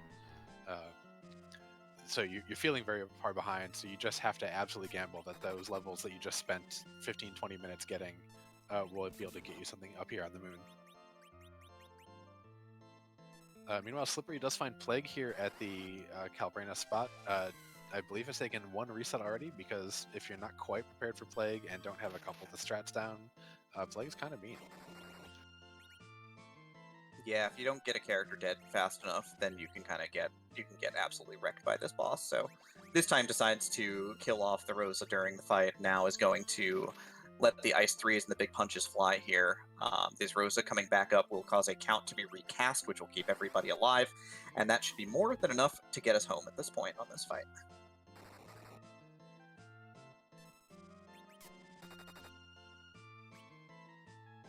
Odin, I need you to cast count. Plague, please. No, Right. Plague, don't do this to us. I mean, that worked out pretty well, taking out just Sid, so you're able to get another life potion off on Sid, reset everything back again, so we'll probably get down to like 7 or 6 on this count, as we're able to kind of keep processing stuff in the queue, and we don't have to worry about actually lifing somebody else up or knocking someone down and then back up. Yep, so that's that there. So we're going to see the second boss we know is the Mist Dragon here for Slippery, so he's going to get the double up here of the Mist Dragon, while Eisen now is taking on just Dark Imps here at the at the ribbon altar. So this falls to a volley of quakes and is going to hit a silk web as well to sort of keep himself hale and hearty, Yeah, trying to minimize these attacks. Yeah, or possibly just falls to that stone that was queued up by the Palom in the second priority slot. If this stone hits, that's a quick 100,000 experience points.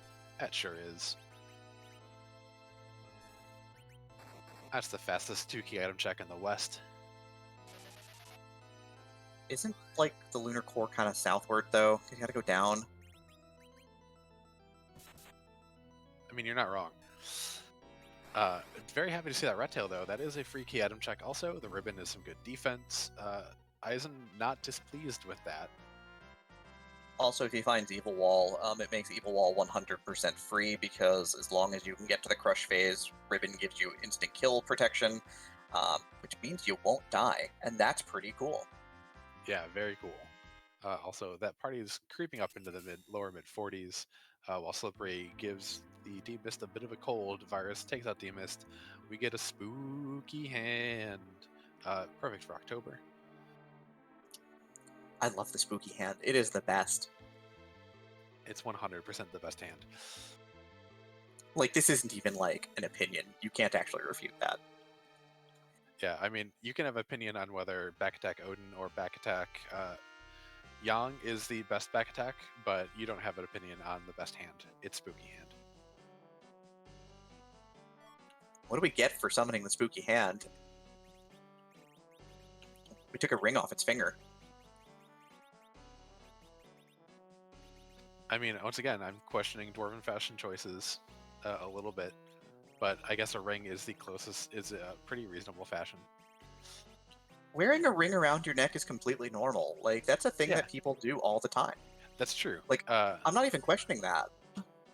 It's more like, now is one of the characters, like, betrothed to Luca? Is that how Dwarven romance works?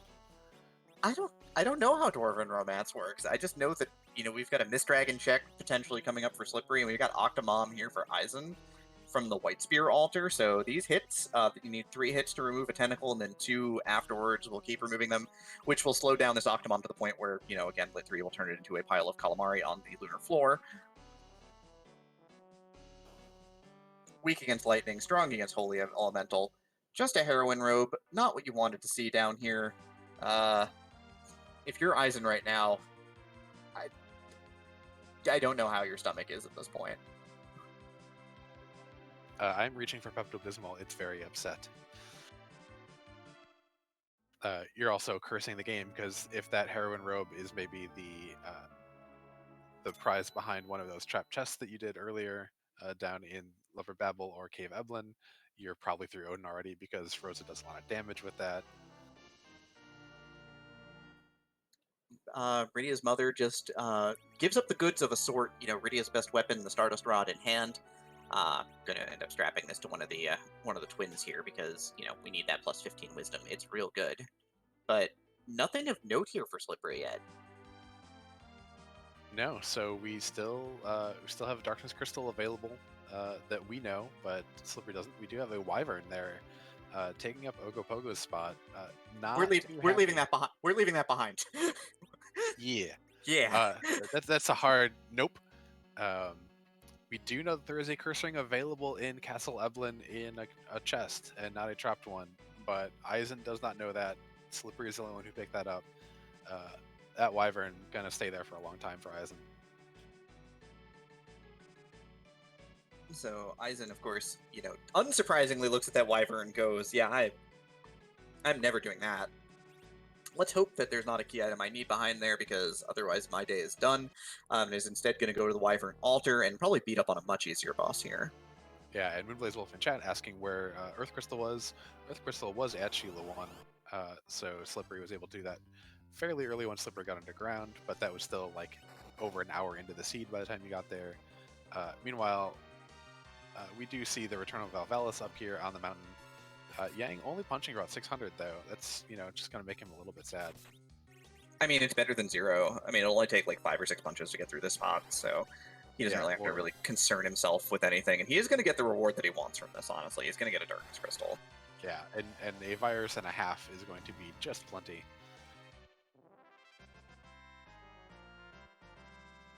while of course you've got Eizan letting rip with the Quakes on this spot here because Pale Dim absorbs all 3 major elements, fire, ice, and lightning. Counters regular physical attacks with slow, counters summons with Quake, which is really annoying if you're playing Radius strategies, but this spot doesn't have a ton of health or a ton of stats, so should be pretty academic, honestly, with this lineup. Yeah, pretty much. The one stat it does have is the punch stat, so Pale Dim doing some pretty good work with the punches, but as you said, not a whole lot of health here, because Wyvern, the game did intend you to actually beat Wyvern at some point, so Wyvern doesn't have a ton of health. You're going to be able to get through this pretty straightforwardly. Yeah, as fights go, this is, the Wyvern spot's the weakest moon spot out there, basically, so, whatever boss you see here is usually alright, except for, like, a couple of exceptions like Ogopogo or Golbez. Yep, not a fan of Dark Imps when you have no free bosses on as well, but that's not a flag we haven't turned on. I mean, the big thing is Rose is kind of carrying the day here with the slows and the Cure 4s, which is really nice. The Slippery, of course, looks at this boss here in the back attack spot, looks at Dr. Luge and goes, man, I'm going to just dumpster this thing. And, dumpsters the robot after dumpstering the good doctor. And then it's going to dumpster the good doctor again for good measure. Yep, but because we are in the back attack spot, we do indeed get most of the dialogue here. We are going to get poisoned, we're going to watch it happen, and then we're going to watch some punches fly.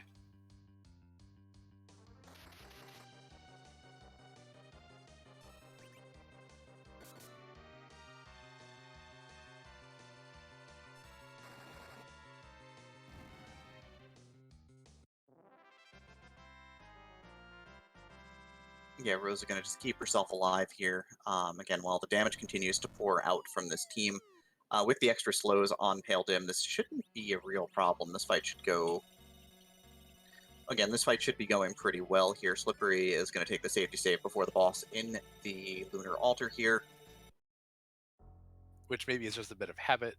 There's really nothing that could possibly scare you at this next spot at the levels that Slippery has. Eizan is through. We have now faced 2 Moon Noodles, or two Lunar Dragon things up on the moon, as they've kind of flopped spots a little bit. We'll see who is at the top here in a second, but we do get the Legend Sword. That's one. We've got the Rat Tail already, which if that turns into the Pink Tail or the Tower Key, that's 2. You're still clearing the moon here. You're praying that Wyvern's a blank, right? Like, you've got to be just going, all right, that Wyvern has to have the big 0. Yeah, absolutely. And you and I, of course, being in the booth and be able to see both sides, know that absolutely we know that the Wyvern has to be a big 0 for Eizan to be in this race right now. Yep, and Eizan, because we almost never walk out of the Lunar Core, is doing it a little bit, forgetting which door to go in, because again, we exit often, but Eizan not having gone to Zot, doesn't have Porm, doesn't have Tella, didn't buy exits anywhere, has to walk out, and, I forget how to get out of here a lot. The only reason I know the walk out of the Lunar Subterrane as opposed to the walk in is from doing 2v2s last year, because I did a lot of walking up and down the Lunar Subterrane. Yeah, and I think Eizan might have also done a few because he's absolutely going to rooms with trap chests, and could just have some residual memories of that. He's like, all of his steps are towards a trap chest as he goes into a room. Yeah, that makes a ton of sense, honestly, because I've done enough of that where it's like, just, which chest have I skipped? Which chest have I done? How am I routing this? And so, yeah, I get that. Makes complete sense.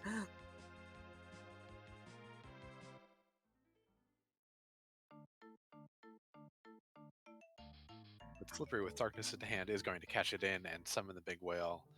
If this is a grind, which might be, I would possibly be interested in doing the top of the tower first, just to get that extra key item check, or maybe check Luca Cave or Sealed Cave. Again, for a 10th key item, maybe figure out whether or not you can get Go Mode out of that. I'd be very interested in probably doing those before a grind, because you do have the levels for both. Nope, it looks like Eizan's gonna fade off the moon at this point in time. He's like, all right, I got a part of Go Mode. Like, I got Forge now. I've got a ton of levels. I know I can get underground. So now he's just gonna peel off. It's a good call. It's like there's two calls you could have made there, which is A, I'm committed to the moon, right? I had to ditch a moon spot anyway because of that wyvern. I'm committed. I'm gonna play the moon fully. Or you could say I got 2 key items from the moon. That's what I expect to get. I'm done here. Let's go underground. Yeah, and either of them, depending on the seed, is absolutely could be the right call. It is very hard to argue until you know the seed has done what was actually correct for that seed, because either one is pretty much at this point about equally viable. I do expect about 2 to 3 key items on the moon overall, so finding 2 and saying I don't really want to walk down to that extra spot in the Marsami altar or go over to Value Cave is totally reasonable. Yeah, it's real interesting. But we do have Slippery looking like he's finally setting up a grind here. Um, so he's got his whale outside of Baron. He catches the first encounter and decides it's not to his liking. Um, so he resets. And we are on our way. So now it's going to be up to, can Slippery get his grind quickly? And so far the answer is the first 2 encounters are not to his liking, so he throws both of them away. Yeah, and you see people throw away the grind fight or reset off of an immediate fight in the Max Giant grind much more often than you do off of the D Machine Finder, just because the Max Giant grind has a lot more X's on it. It's a lot finickier in terms of walking, finding in the first fight, knowing that you have the grind right afterwards. So you'll often see a lot more resets early. Yeah, it's real interesting though. But now he's committing now, so I think he found a spot in the grind table where he wants to be, and it looks like this is the encounter. So he's gonna head on up and he's gonna go get his Mac Giant on. It looks like. Eizan should now basically obliterate this Odin with lightning three shots here. Nearly everybody could survive. I think everybody can survive Zantetsuken now as well at like level 45, so it should be fine. Yep, and I'd be surprised if we see Slippery exit out before getting to level 52 on the kids. Definitely wants that nuke, and with Rosa having Blink, I'm sure for Slippery should probably be just staying here all the way. I think it's probably about 20 D machines for the levels he's at, or 20 Mech Giants.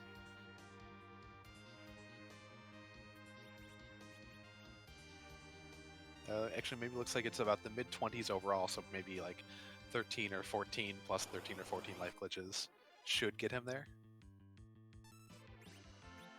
Yeah, of course he gets the fight here, no problem. So he's gonna start setting up blinks. It's party time. Oh yeah, Odin's dead, by the way. We looked away. I know I wasn't really watching. I stopped paying attention because I wanted to make sure Slippery got the encounter correct for the grind and oh god, oh god, is Odin dead? Yeah, I flipped over to a spreadsheet that Invenerable has created in order to tell you when you are done grinding for the top tier spells for everyone, and then I came back to Odin crumbling. So, hi Odin, bye Odin. Unfortunately, it's an hour 44 into the seed. Eizan, even though he's cleared the moon, or cleared a lot of the moon, has to be feeling pretty behind. Demarine, how do you feel about doing that all gauntlet at this point? I just go for it. Like your virus cast should one-shot everything. Like just let it rip, right? You're behind. You know you're behind. Like the trick is Eizan's not actually that far behind, but he doesn't know that. He doesn't know that, and it's an awfully bad fight that you don't want to take early, but you have levels now, so it's definitely an interesting play. Right, like you don't know how far behind you are. Like you don't know where you are relative to your opponent unless they've got done, and then you know the race is over. So like, you just let it rip at that point. I think you just let it go. Like you just let it ride. He's gonna forge and look for gear first potentially though, which is a real good play. I'm here for this. Yeah, we could be finding some sorcerer robes for our mages. Maybe a power shirt for Yang wouldn't be terrible. Could find some other interesting things at a cool shop. We could find hourglasses or Bacchus wine or even sirens. And Phoenix 100k in chat asking where's Earth Crystal? Is it Sheila 1? So we find a Protect Ring, a Strength Ring, and a Dragon Whip, and a Crystal Armor. Nothing super great. Protect Rings are really nice for keeping your mages alive during the Zeromus fight. I mean, if they just don't have the health, that can be a really handy way to kind of keep them going. Going to cash out a lot of this because he can't equip. You know, we've got the Sector Samurai Shield, we've got these boomerangs, got, you know, got a lot of garbage here. So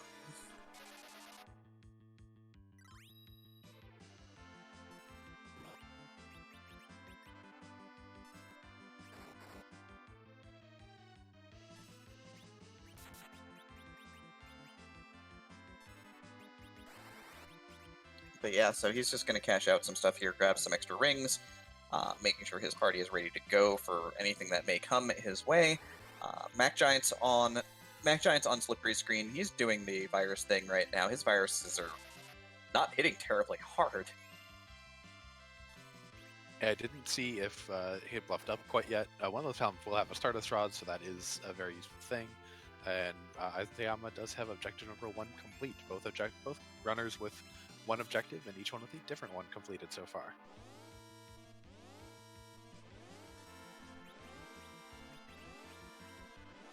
Absolutely. Again, it'll be really, really interesting to see. Maybe if Eisen checks Sealed Cave, if Sealed Cave is part of Go mode here.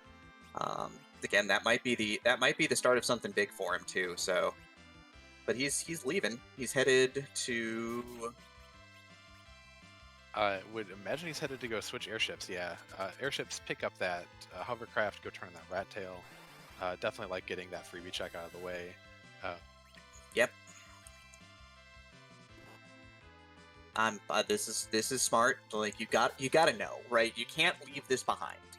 You know, maybe you touch Sylphs and you check up on Sheila first. I don't know, but yeah, I'm always potentially. Go ahead. But potentially this is just fine. If this is the pan, then he looks like a genius. Exactly. It looks like we're bad or something. Yeah, at this point, if I haven't gone underground yet to talk to Sheila, there's a tower key that's required. That's required, and that means if he does Sheila 1, he's in Go mode. Yeah, we know where everything, or at least where our runners can complete all 3 of their 4 objectives, and that's all they need for the crystal. We know Eisen what he needs to do in order to defeat this seed. He's back in the driver's seat after taking kind of a long time and probably very frustrating long time to get to the underground. Yeah, but that's the lunar dream scenario right there, right? Just like that is the dream scenario for you. Is the moon was hard required. You had to go up there. You know, your objective 2 and your objective 1 completion are up there. So yeah, Eisen's feeling probably still bad, but a lot less bad. He doesn't know that he's actually he got his darkness crystal way before, and he is actually probably back in the lead at this point. Like you said, he's driving now.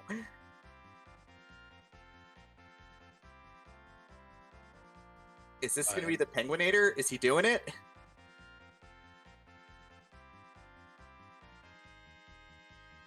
Doing the required thing and then maybe catching a freebie? It'd be the genius play.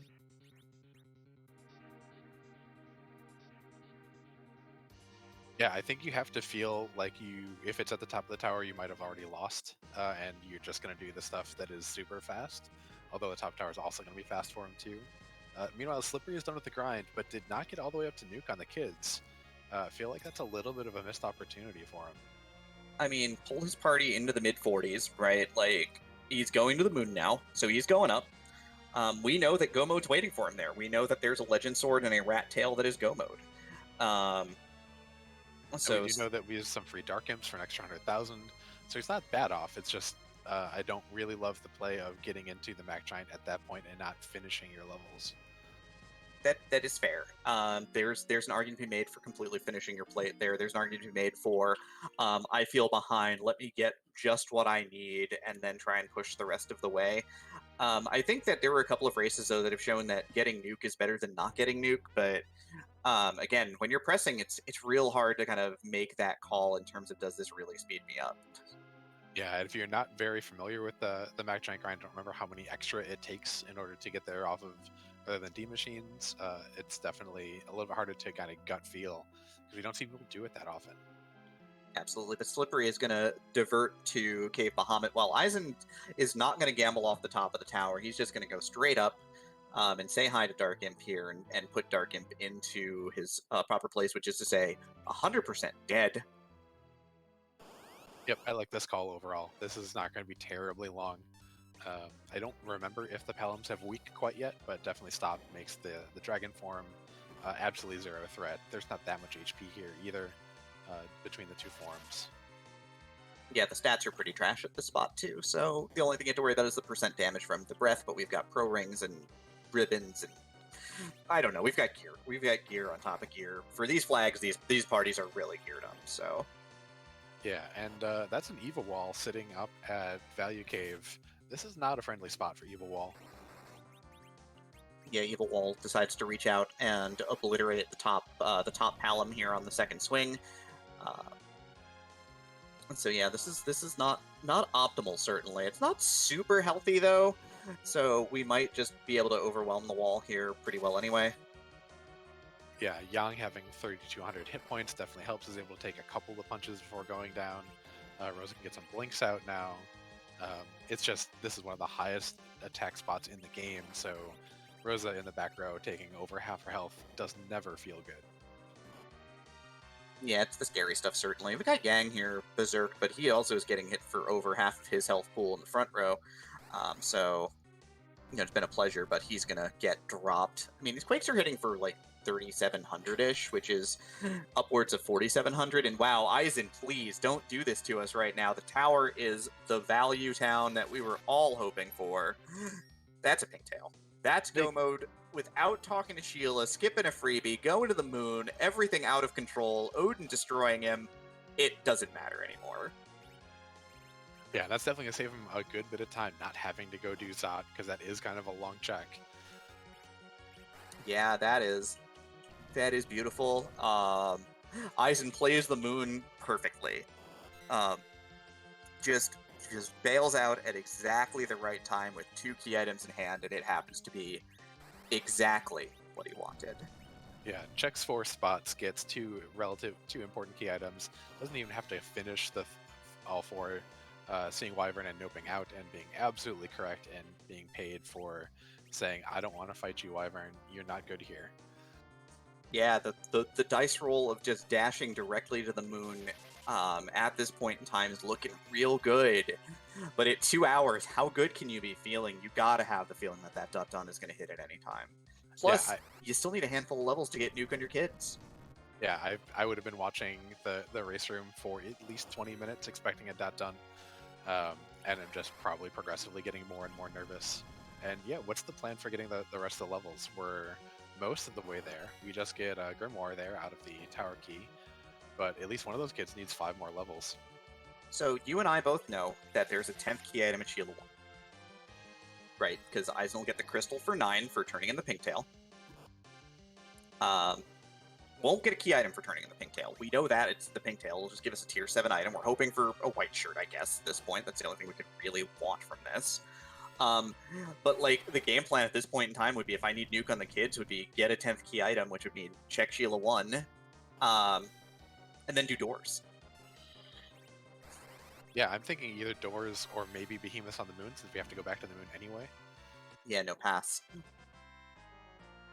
Speaking of doors and or walls taken down, Slippery decides to tear down that wall at Cave Bahamut. We know it's nothing. We'll see what it is at least. It's a Moonveil. Cheeky. Both of our runners have gotten a Moonveil. Both of them will have gotten it from entirely different spots, because I see a 0% chance of Eizan doing that evil wall. Yeah, I mean, it's worth 35,000 experience. A 10th key item would be make Behemoths worth, 100,000 a pop, roughly. Yep.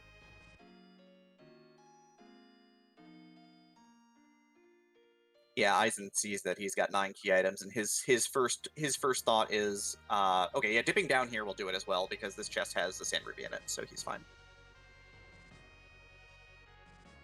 Yeah, definitely like this check. You could also decide to do... Ooh, might be going for throwing Float on, so might be opening some chests along the way to maybe hope to get the... Oh, doesn't float on the second one, so not going to be hoping for the trap chest here. I think he just was conserving health and then realized, why am I conserving health if the item is just in the box? Then I could just, pop a tent and call it a day. Yeah. So Slippery is in the lunar subterranean now, or at least in the lunar palace, and going to see Rosa number 74. There's the Sand Ruby. There's 10 key items for Eisen, so he's likely to just he's probably done here, right? Like that should do it. Yeah, probably quick shop check. Maybe look for a cursed ring, because if you can curse Sid, you're a lot happier.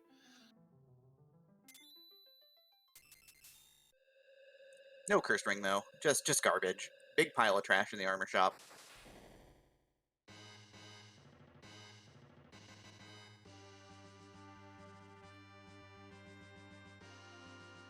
Gonna do a little curing and dip into the bosses here. Eisen, I'm not quite sure what he's looking for. Maybe a little bit of extra levels. Maybe looking for just a freebie fight. A little bit curious. Definitely will want to ask him if we get him in for an interview at the end of this. What's driving the interest in these fights? Slippery here is at the Pale Dim altar right now, and is going to find Ogopogo. So yeah, the mood mix-up continues here. As there's a big old sea serpent at the top of the wall here, and one wave later, Slippery's like, on second thought, maybe I'll go do something else. Yeah, I highly approve of saying no to Ogopogo there, even if you have to redo this cutscene.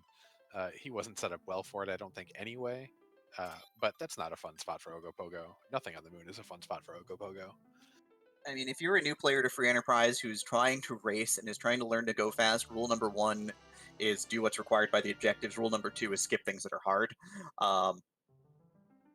Right, like the whole idea is that you want to do things as fast as is possible.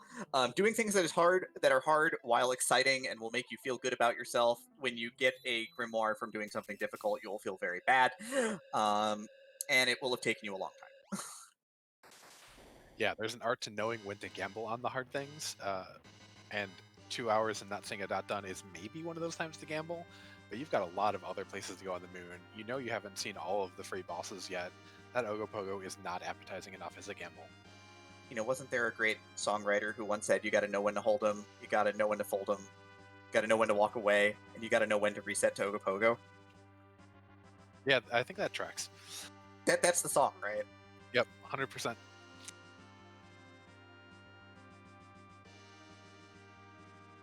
Yeah, and Frostbite in chat asking if that blue robe is the gauntlet. It is indeed the old gauntlet. Slippery showed us that earlier, but EizanTayama is through that Yang, all done with karate and Asura. Yep, overwhelms Yang, gets some experience points, and gets 10 Artemis arrows. So no real reward there. No real reward. I guess if you're gonna go do that gauntlet, you're not gonna be unhappy when you get to the clappers and have Rosa with an Artemis arrows. Yeah, in theory, if he checks it and it's that, and he knows he can quickly finish his grind by doing clappers, I don't know. That would be, I don't know what I would do at that point in time. There might be hooting and hollering on the stream though. I'm not gonna lie. Yeah, I wonder. Like, I know I definitely have had races where my brain gets stuck at certain points, and I wonder if this is a stuck brain situation. Just kind of wondering what you're looking for. There's a quick reset. He doesn't want to do that gauntlet. That's a good choice.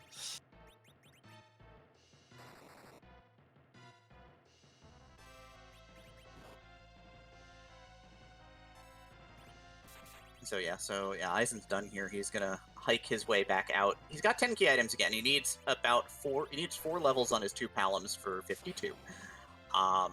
Slippery's in about the same point levels wise here. He's sitting on 9 key items as well.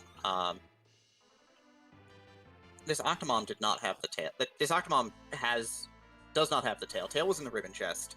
Legend Sword was at the Wyvern's altar. Yeah, so this will end up being a blank for Slippery. Eisen might be really looking for a cursed ring here. Finds rune rings. Those are not what he wants. No, they're real nice. They have the same overall magic defense evade stuff as the diamond ring. Give you +3 to each of your magic casting stats, but takes away the lightning resist. They're real expensive though, so you don't see people buying them quite as often. I'm real happy to find them in a chest, but not so happy to slap down cash for them. Yeah, 20 large is a bit much, honestly. It's a little pricey, but it's sort of good. There's no cursed rings for sale here, by the way. So the only cursed ring in this seed we know is sitting in a chest in the back of Evelyn Castle, gathering dust. Yeah, it's unlikely that Eisen is going to go look for it, or at least find it if he does spend a little bit of time. We don't know, because we never saw Slippery open the Baron item shop, or the Baron armor shop, whether or not Baron has a cursed ring. Yeah, and you've got over here, you've got Slippery hard fading the ribbon altar right now. He's gonna get a very warm welcome from the Queen here in just a second, though. Yeah, going to bathe in the soft warm glow of a full 9's Mega Nuke to the entire party. Yeah, the sun's gonna shine, and it is bright. Eisen bouncing a couple times off of that little bit of a hill there in the lunar subterranean, or the lunar surface. Free Enterprise does allow you to land in many more places on the moon than you normally could in vanilla. However, those mountains are not one of them.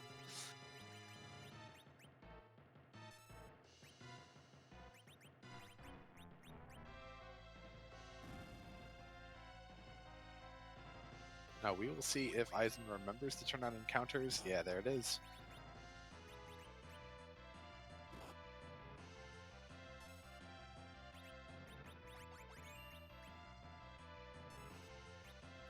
Slippery is doing a bit of a grind here on these Dark Imps. Going to use them to get all the rest of his levels. Is able to do that too because he got a little more levels out of the Mac Giant grind, and it was just a higher level to begin with than Eisen was.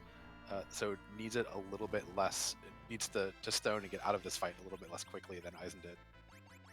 Yeah, it's gonna have to bring back this Palom because he absolutely needs to get experience from this, though. Cannot be dead at the end.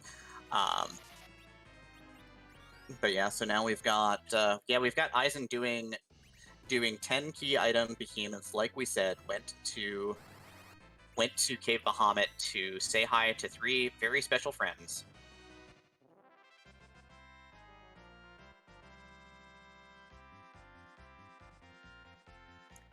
By the way, Slippery got exactly 4 levels on his kits from this. He is now Wyvern Altar away from Go mode because he's going to get the Rat Tail from here. Also Ribbon Helmet, which is nice. Yep, one of the kids did not quite get to nuke though, because one of them was a little bit lower level, I believe. Yeah, still 3 levels necessary on that second Palom in the party. But it is absolutely possible to do some nice hybrid strats with this team without both 2 nukers. The dream, of course, is to go full reflect, and you can do it with only 1 nuker and 1 white caster, but it's a little bit trickier, and you kind of prefer to not do it if you don't have to. But yeah, this will be real interesting to see how this plays out. It looks like Slippery is saving and is going to take another crack at the Wyvern here. At battle speed 6, might be doable, but the agility is real touch and go here, even with the Cursed Ring.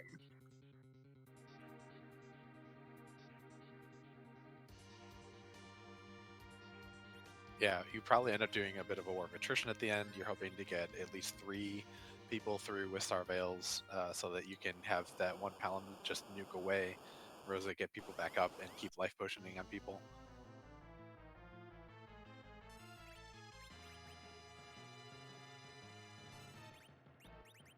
Yeah, not the dream when Sid's at 0 agility. Yeah, this is super dicey, but we'll see how this plays out.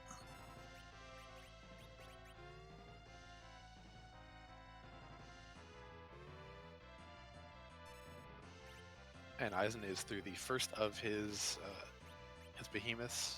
See if he does any more. He's still 2 levels shy on both of his kids to get into nuke territory, but does have 2 more behemoths for each of them. Sees Evil Wall there, says probably no to that, and says I got it with the next 2 fights. I don't need to get all the way to the wall.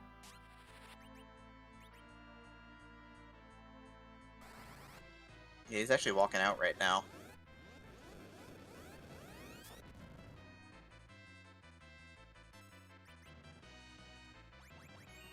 Yeah, those are not super fast behemoth fights without like a Crystal Sword Cecil on hand.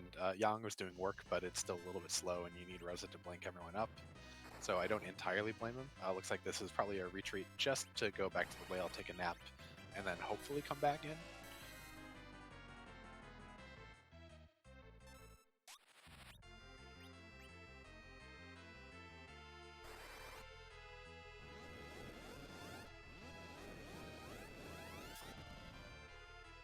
or maybe search for random encounters down in the lunar subterrane, or take out maybe the Wyvern or what we know as the Ogopogo as bosses. They both give some pretty good XP, but neither of them are probably worth the time. Yeah, there's a spot in the lunar subterrane. I think it's either the 4th or 5th floor. I forget exactly which. I know it by sight, but not by number. But there's a spot in the lunar subterrane that has like a near 40% chance of encountering double gold dragons. This, of course, is good times because, you know, double gold dragons are super rad and give you piles upon piles upon piles of experience. And with this party, we already have weak on the kids because their kids are level 50.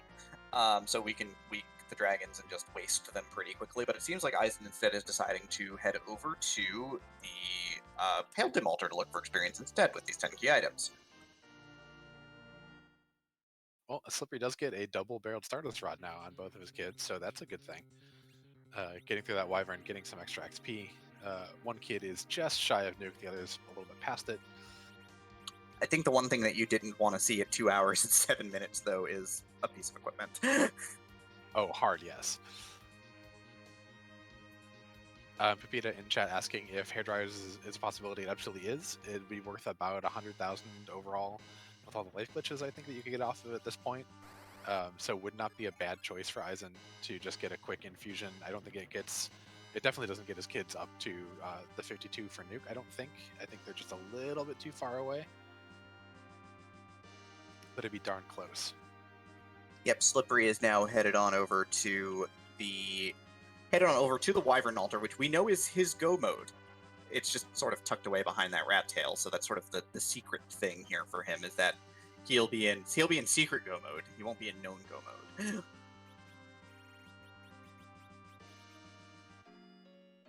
Yeah, and given how much he's decided to fight through that Wyvern and might be looking to full clear the moon to get it outright, it would not surprise me terribly to see him just full clear the moon rather than bail on it.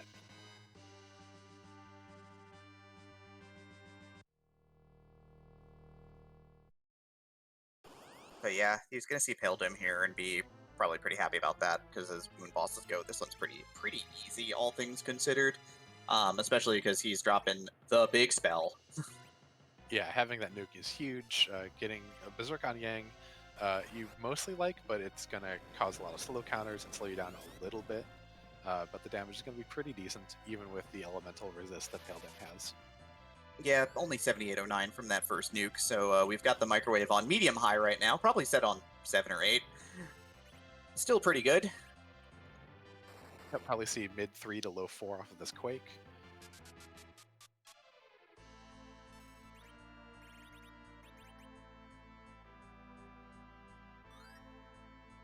Chazman noting, not a fan of going into Z with casters below 2,000 hit points. It does not matter how much health your casters have if Threemus has 0. That tends to be the strategy with double Palom, is just deliver these high-powered nukes as fast as you can, and you'll kill Threemus usually before second Big Bang anyway.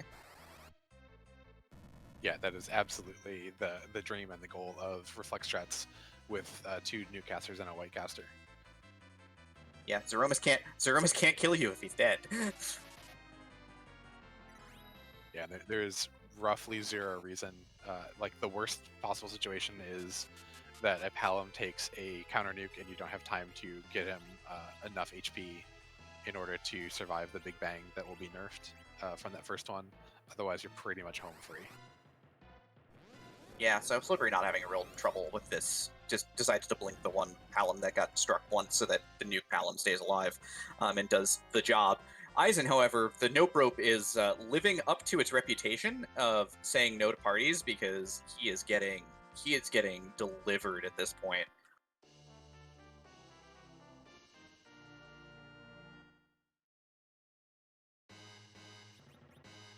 Yeah, Slippery now absolutely knows that 2 of 3 objectives are complete, and does not know that that rat tail that is sitting in the inventory will get him to 3, but is exiting out. That exit is possibly just a return to the surface because it's way faster to exit and then walk back down to the Murasame altar than it is to do anything else. But I think we're getting a save scum. He's leaving a safety save. This is the absolutely correct play at this point. While Eisen Eisen is taking a moment. He's in the tank. He's going for another. He's going for another shot at the nope rope, though. He is here again. Yeah, he could be rethinking, like, there was an early Cure 3 cast from Rosa, which really didn't heal everyone up quite enough. It could be rethinking, like, oh, if I just Cure 4 on Rosa earlier, that we are able to tank everything and get through a little bit easier. And just trying it one more time to get that XP, because this will be worth 120,000 or so, which probably gets the kids all the way to done.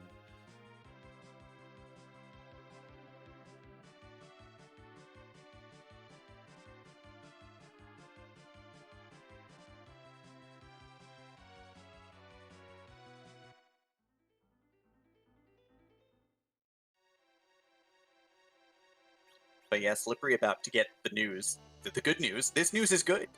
This is possibly the first piece of good news that he may have gotten this seed. But there is a runner on both sides of the screen now in go mode. Slippery does need to forge and does need to do half tower, but he's done for the day. Yeah, and he, unlike Eisen, is in go mode with the levels necessary to finish the seed, so it has a very clear path to completing and defeating Zeromus. Yeah, it's sort of slowly slipping away from Eisen here, which is it's kind of a tough way to go. Like this was definitely a back and forth tilter here in the end, and now Eisen's lead is gone, solidly gone. We could be looking at, like, if he gets 2 levels off of this fight on his nuke kids, this could be a neck and neck Zeromus fight. Yeah, I think that's the dream for Eisen. He's got to get through Ogopogo on this go round. Maybe has one shot at doing anything else for the levels, but has to do it very, very fast. Otherwise, this lead that he had accumulated by doing the absolute right plays on the moon will have slipped from his fingers. Yeah, this is tough. So yeah, there's the forge for Slippery, gonna get his X-Cal. So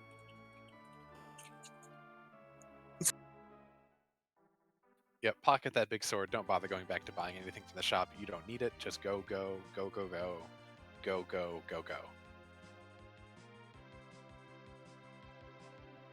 Yeah, and Invenerable in chat with a very good point that you don't have to do bosses. There are some trap chests here in the Lunar Subterranean that are mean, but there are others that are very, very easy.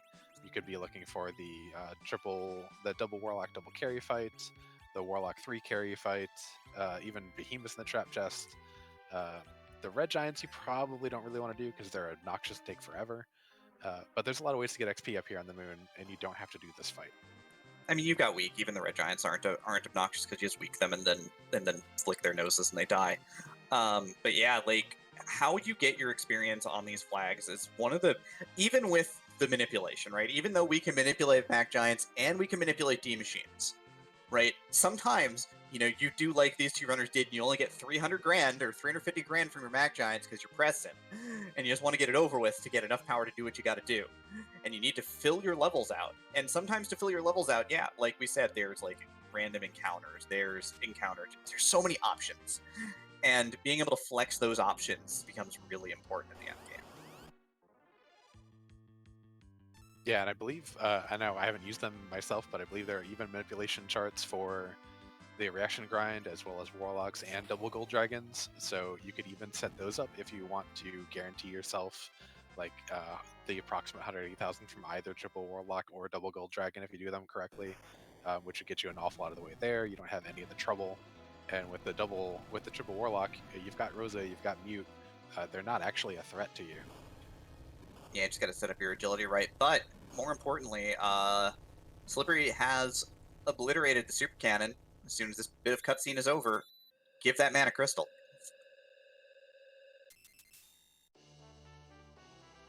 Yep, the naming away delivery service coming in, handing over the crystal wherever you are once you completed your objectives. That is officially time for Slippery to go head down to Lunar Subterrane, take a very, very long walk that his heart has to be pounding through it the entire way, looking at the Discord channel, wondering if the Dun's going to come in before him, and secretly getting a little bit of hope every step of the way as that Dun doesn't come in, and you are absolutely on your way. But yeah, this is the nerve-wracking stuff right now. Eisen going down to the lower save point here. So is going to take a save. Looking at those levels, going to free up the spot, lining up that Ice 3. What's the plan here? One of the big reasons I like going into the menu there to do that too, by the way, is it's a chance for you to go into the tank, take a minute, recover yourself. You know, long deep breath. He is gonna go to the save point, it looks like.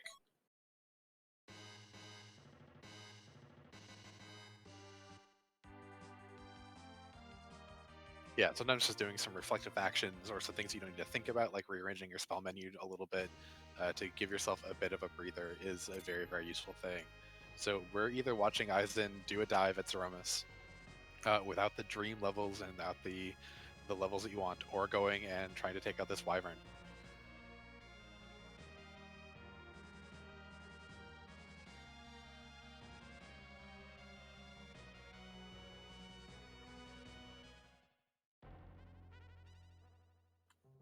So yeah, no, Eisen's just going for it. He's just decided to not grind. He's making it happen. So I guess Anadil, we've made it to the end. We're done. It's time. It's time. Chat's fallen down on the job. I Chat's don't think failed. we can ask. We had to prompt chat. Chat didn't get there first. Heck yeah, I we know. did it. High five. That's right. We're gonna rate that treasure. Oh, wait, no. We have played musical chairs with Demarine's audio cues. Unfortunately, Demarine does not realize that this is now time for a certain flag and not raiding the treasury. But chat, I think you prompted now with all those flags. Demarine, do you want to try that question one more time? I guess now is it time for whose butt are we gonna kick this afternoon? Yeah. Finally.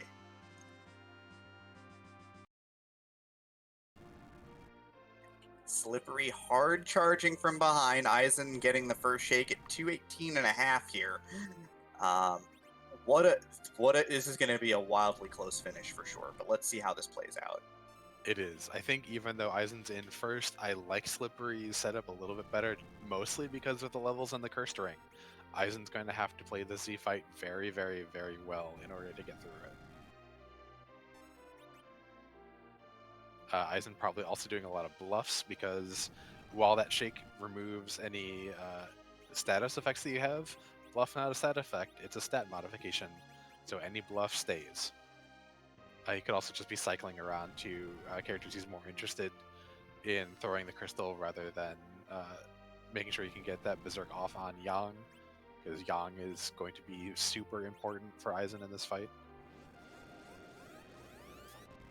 So yeah, it's gonna be probably hybrid strats here for Eisen when all is said and done. Is gonna need to get a Star Veil up pretty quickly, to set up the two Palums to do some Fire 3s here. It looks like was the game plan. They're gonna be pretty hard hitting Fire 3s. They're just gonna cast delay here.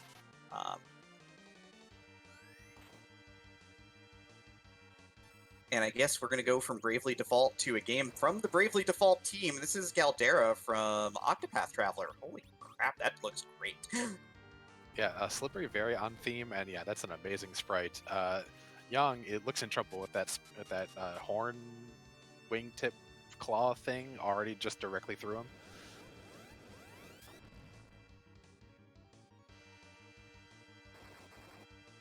But yeah, so the top Palom is gonna catch the nuke and nearly die here. The setup has started though. We got the Silk Whip, got Yang is berserked here. Big Bang 1 comes out, so that's the end of first Palom here.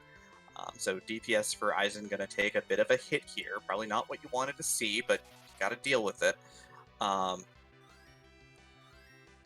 Right, on the flip side here, we're going to get this Cure 3 out. I think he's just going to be reliant on the Berserking here at this point in time. Yang hitting for about 2 grand a cycle to 2,500-ish. And Sid not hitting very hard either here. So second shake, second Big Bang coming out. Agility's a little rough on this fight, certainly. Yeah, Eisen is definitely a well-established runner, knows a lot about the game, and is very used to playing from Xeno Zone 1 and Xeno Zone 2 with awkward Z setups. So this is not a fight that he maybe has practiced very often recently, but definitely has the skills in order to pull this off. Yep, second Big Bang is out. The fight initiated by Slippery about 2.5 minutes. 2.5 minutes behind at this point, so started the fight around with a 2.5 minute deficit. Starveil, Rosa, Silkweb, Yang, it looks like is the plan, and here comes the fire from the sky for Slippery. He's gonna turn on the microwave and let it go.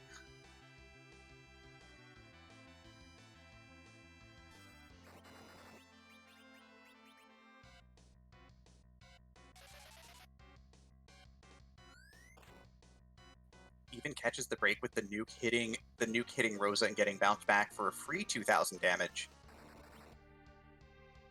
Yeah, I normally like a slightly different setup for doing this fight, but absolutely pays off with Rosa not taking any damage and making sure that your healer and one of your auxiliary damage healers is still alive and doesn't. You don't have to scramble in order to get her back up. Definitely good news. Yeah, this is going to be tough for Eisen. 3 Big Bangs into this fight at this point in time. Just the party is just getting beat up pretty badly here by this first Big Bang out for Slippery, having already gone through a couple of nukes. Looks like channeling a white. That does hit pretty hard. You know, for a nerf Big Bang, people taking 4 digits of damage is a lot. But I don't think it's going to phase him at this point. No, like we said earlier, you should be done with the Threemus fight if you're doing full reflect before the second Big Bang comes out. You don't always, or even often, get it done before the second shake, but before the second Big Bang is the goal and the plan. You don't have to stop and heal. You just keep going. Yeah, gonna safety cure 2 the Rosa here, just in case. But, you know, the microwave still full power. Yeah, that was definitely full power. Gets the quad 9s there. Gonna line up the white. Gonna line up another pair of nukes here. Just throwing again. Safety cure 2s. Just wants to get the damaged characters through as best he can. Also gets his fighters out of the queue so he can do other things pretty quickly here. Yeah, and does make sure that they're in the queue doing something to kind of prevent Threemus from getting any actions if they just parried through and didn't do a thing. Definitely a good choice to get them to make sure that Rosa, or at least to give Rosa a good probability of surviving an unnerved Big Bang in case the worst happens. Yep, there's Shake 2 for Slippery, Big Bang number 4 for Eisen at this point in time. Yang is, you know, again, hitting for a couple thousand damage. Both mages still down. Channeling up the Cure 4, just going to keep on swinging. Shaking a bang, though. I think that's that for that. Slippery is through. GG, slippery42 is going to take his first race of the tournament and get into the win column. Yeah, GG's to Slippery and knocks Eisen down to 1-1. But we still have 4 more races for Eisen, 5 more races for Slippery. There is a lot of table still to go for both runners.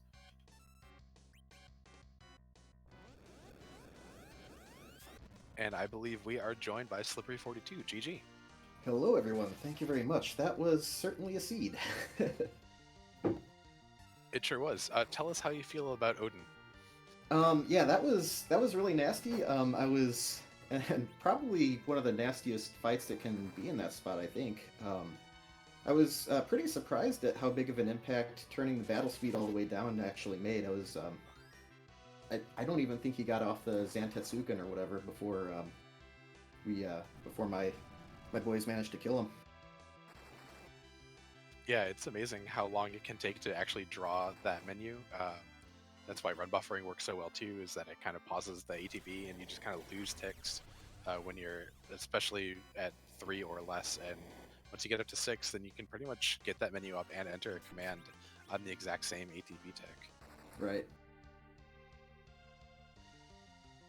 It's like the game gave me all the things I needed for it. I just needed to finish that fight. I just needed to remember that last little detail.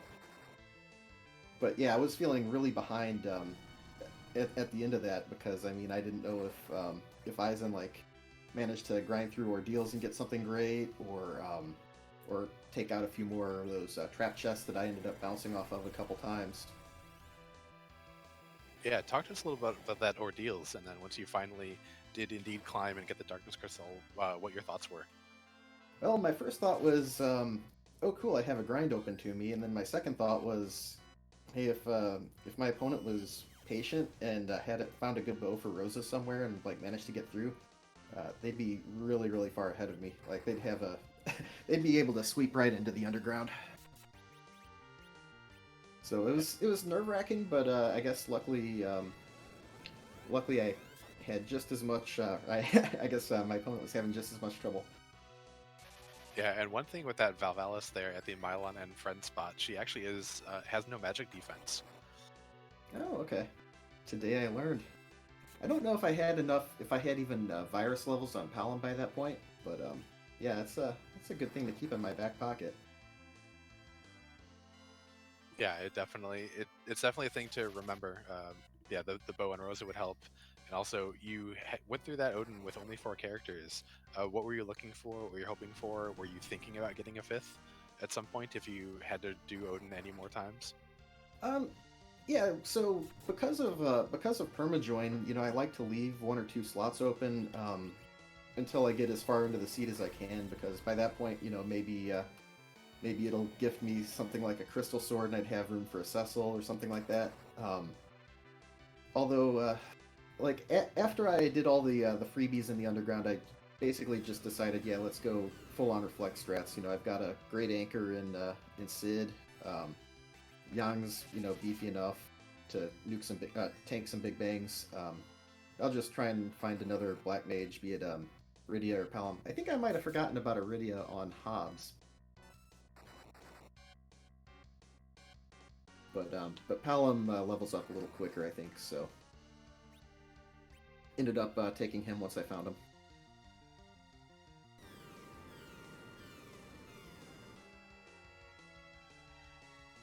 But yeah, speaking of the tough slog is almost over, it looks like, for Eizan. So we've got victory rocks, it looks like, and with Rosa alive and a couple of fighters at 2,000 health, this should be pretty a-okay at this point. Yeah, and the match trying grind went pretty well for you, but you stopped short of nuke on the Paloms. Was that an intentional stopping short because you figured you had some extra XP on the moon coming? Yeah, it was kind of half intentional. I hoped I would have gotten nuke on somebody just to speed along those moon bosses. But yeah, like you said, I was kind of banking on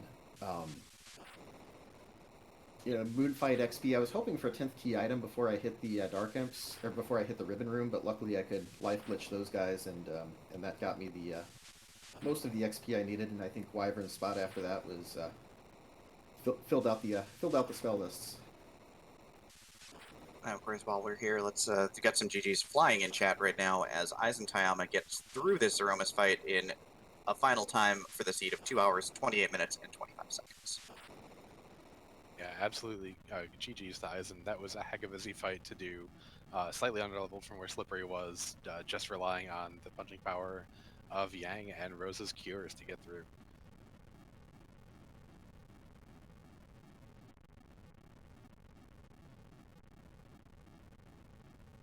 And I believe we are also joined by Eizan. GG's, Eizan. Thanks.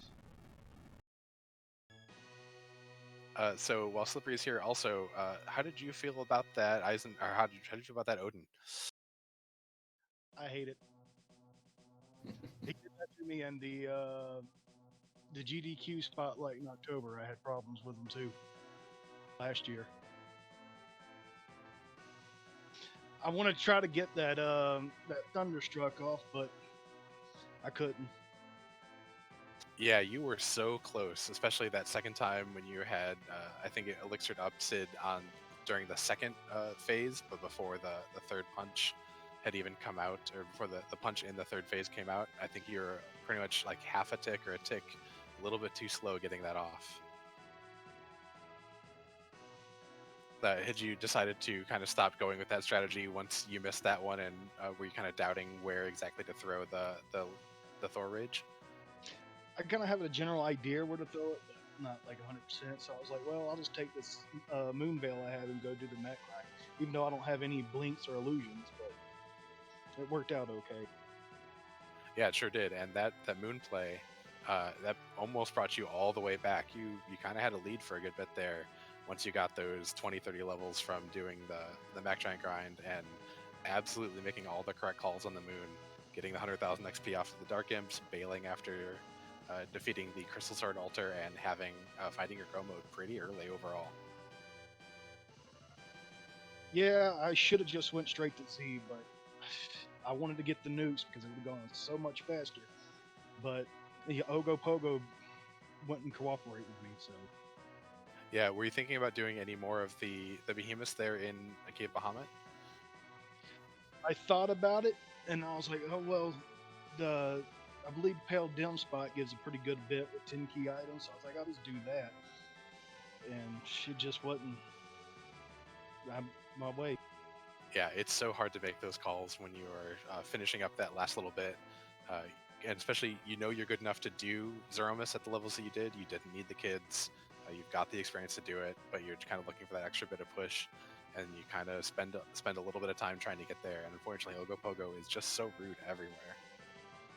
Yeah, it was either that, and I saw Evil Wall at Bahamut, and I wasn't sure how that would have been, so I was like, oh well. Yeah, so 1-1 now. How are you feeling about your tournament, your table flags overall? Listen to my mind more when I tell myself to do something other than ignoring it. Like go to see it right away. I thought about doing the Mac Giant grind before even going and attempting Odin at all, and I should have just done that. Yeah, we had wondered if that was something that was going through your mind once you got that Darkness Crystal. You did a great job remembering that Favelas there and that Mylon and Friend spot is able to be hit by magic, so able to power through that much earlier than Slippery did. And so you had that in your back pocket, and that was a wonderful use of their action grind.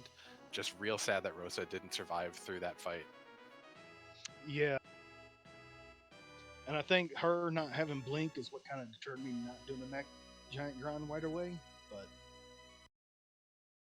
Yeah, did that also make you kind of cut short once you were like running low on resources for that? yeah, because I figured it would take way too long for just Yang to keep doing little minimum damage for just one kill.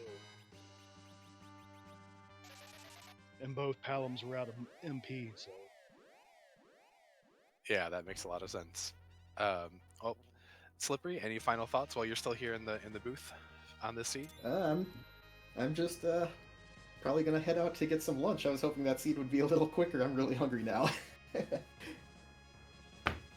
Yeah, well, GG's and enjoy your lunch. And Eisen, any thoughts for you on the seed to kind of close out the broadcast today?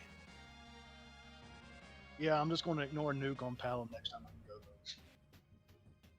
Yeah, you absolutely showed that you don't need it. You're definitely such a skilled runner, and I'm sure all your experience with Zuma Zone 1 and 2 made that Zermus fight wall a little bit long pretty straightforward for you. Yeah, I did get worried when I hit that Meteor came, and luckily Rosa dodged, otherwise I would have wiped.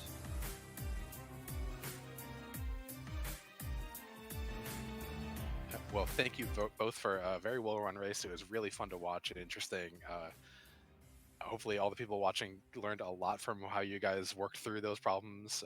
We saw you guys each pausing a little bit to take stock of what's going on, reevaluate your options, kind of come up with different strategies on the fly, which was always great to see. And thank you both for running and letting us broadcast you today. Thanks. Thanks. Demarine, any further thoughts on the seat today? I mean, this is what table flags are capable of giving us, right? This is it, right? Big, tough roadblocks with suboptimal parties and having to do some very interesting things to make it through, which is part of what makes this game really awesome and fun to watch, but also makes it really challenging for the runners. Yeah, absolutely. Hopefully everyone who's watching did enjoy it, and hopefully we gave you a good broadcast and we taught you a few things, shepherded you through choices that the runners were making as they were facing some pretty interesting, challenging things. And of course, thank you very much to Maggie the Cat for doing the tracking, Neobari on the restream, and Demarine for being an excellent, wonderful, fun co-commentator. Thank you all for watching. I believe we are going to raid FF4FE, who is one of our restreamers, community members, and all-around wonderful person, as I believe she is doing some free enterprise practice. So yeah, we'll head on over. And of course, again, thank you, Antidale, for the kind words. You're a blast. This was a lot of fun. And I guess we're on our way. So to everybody out there, have a great rest of your day, and we'll see you tonight.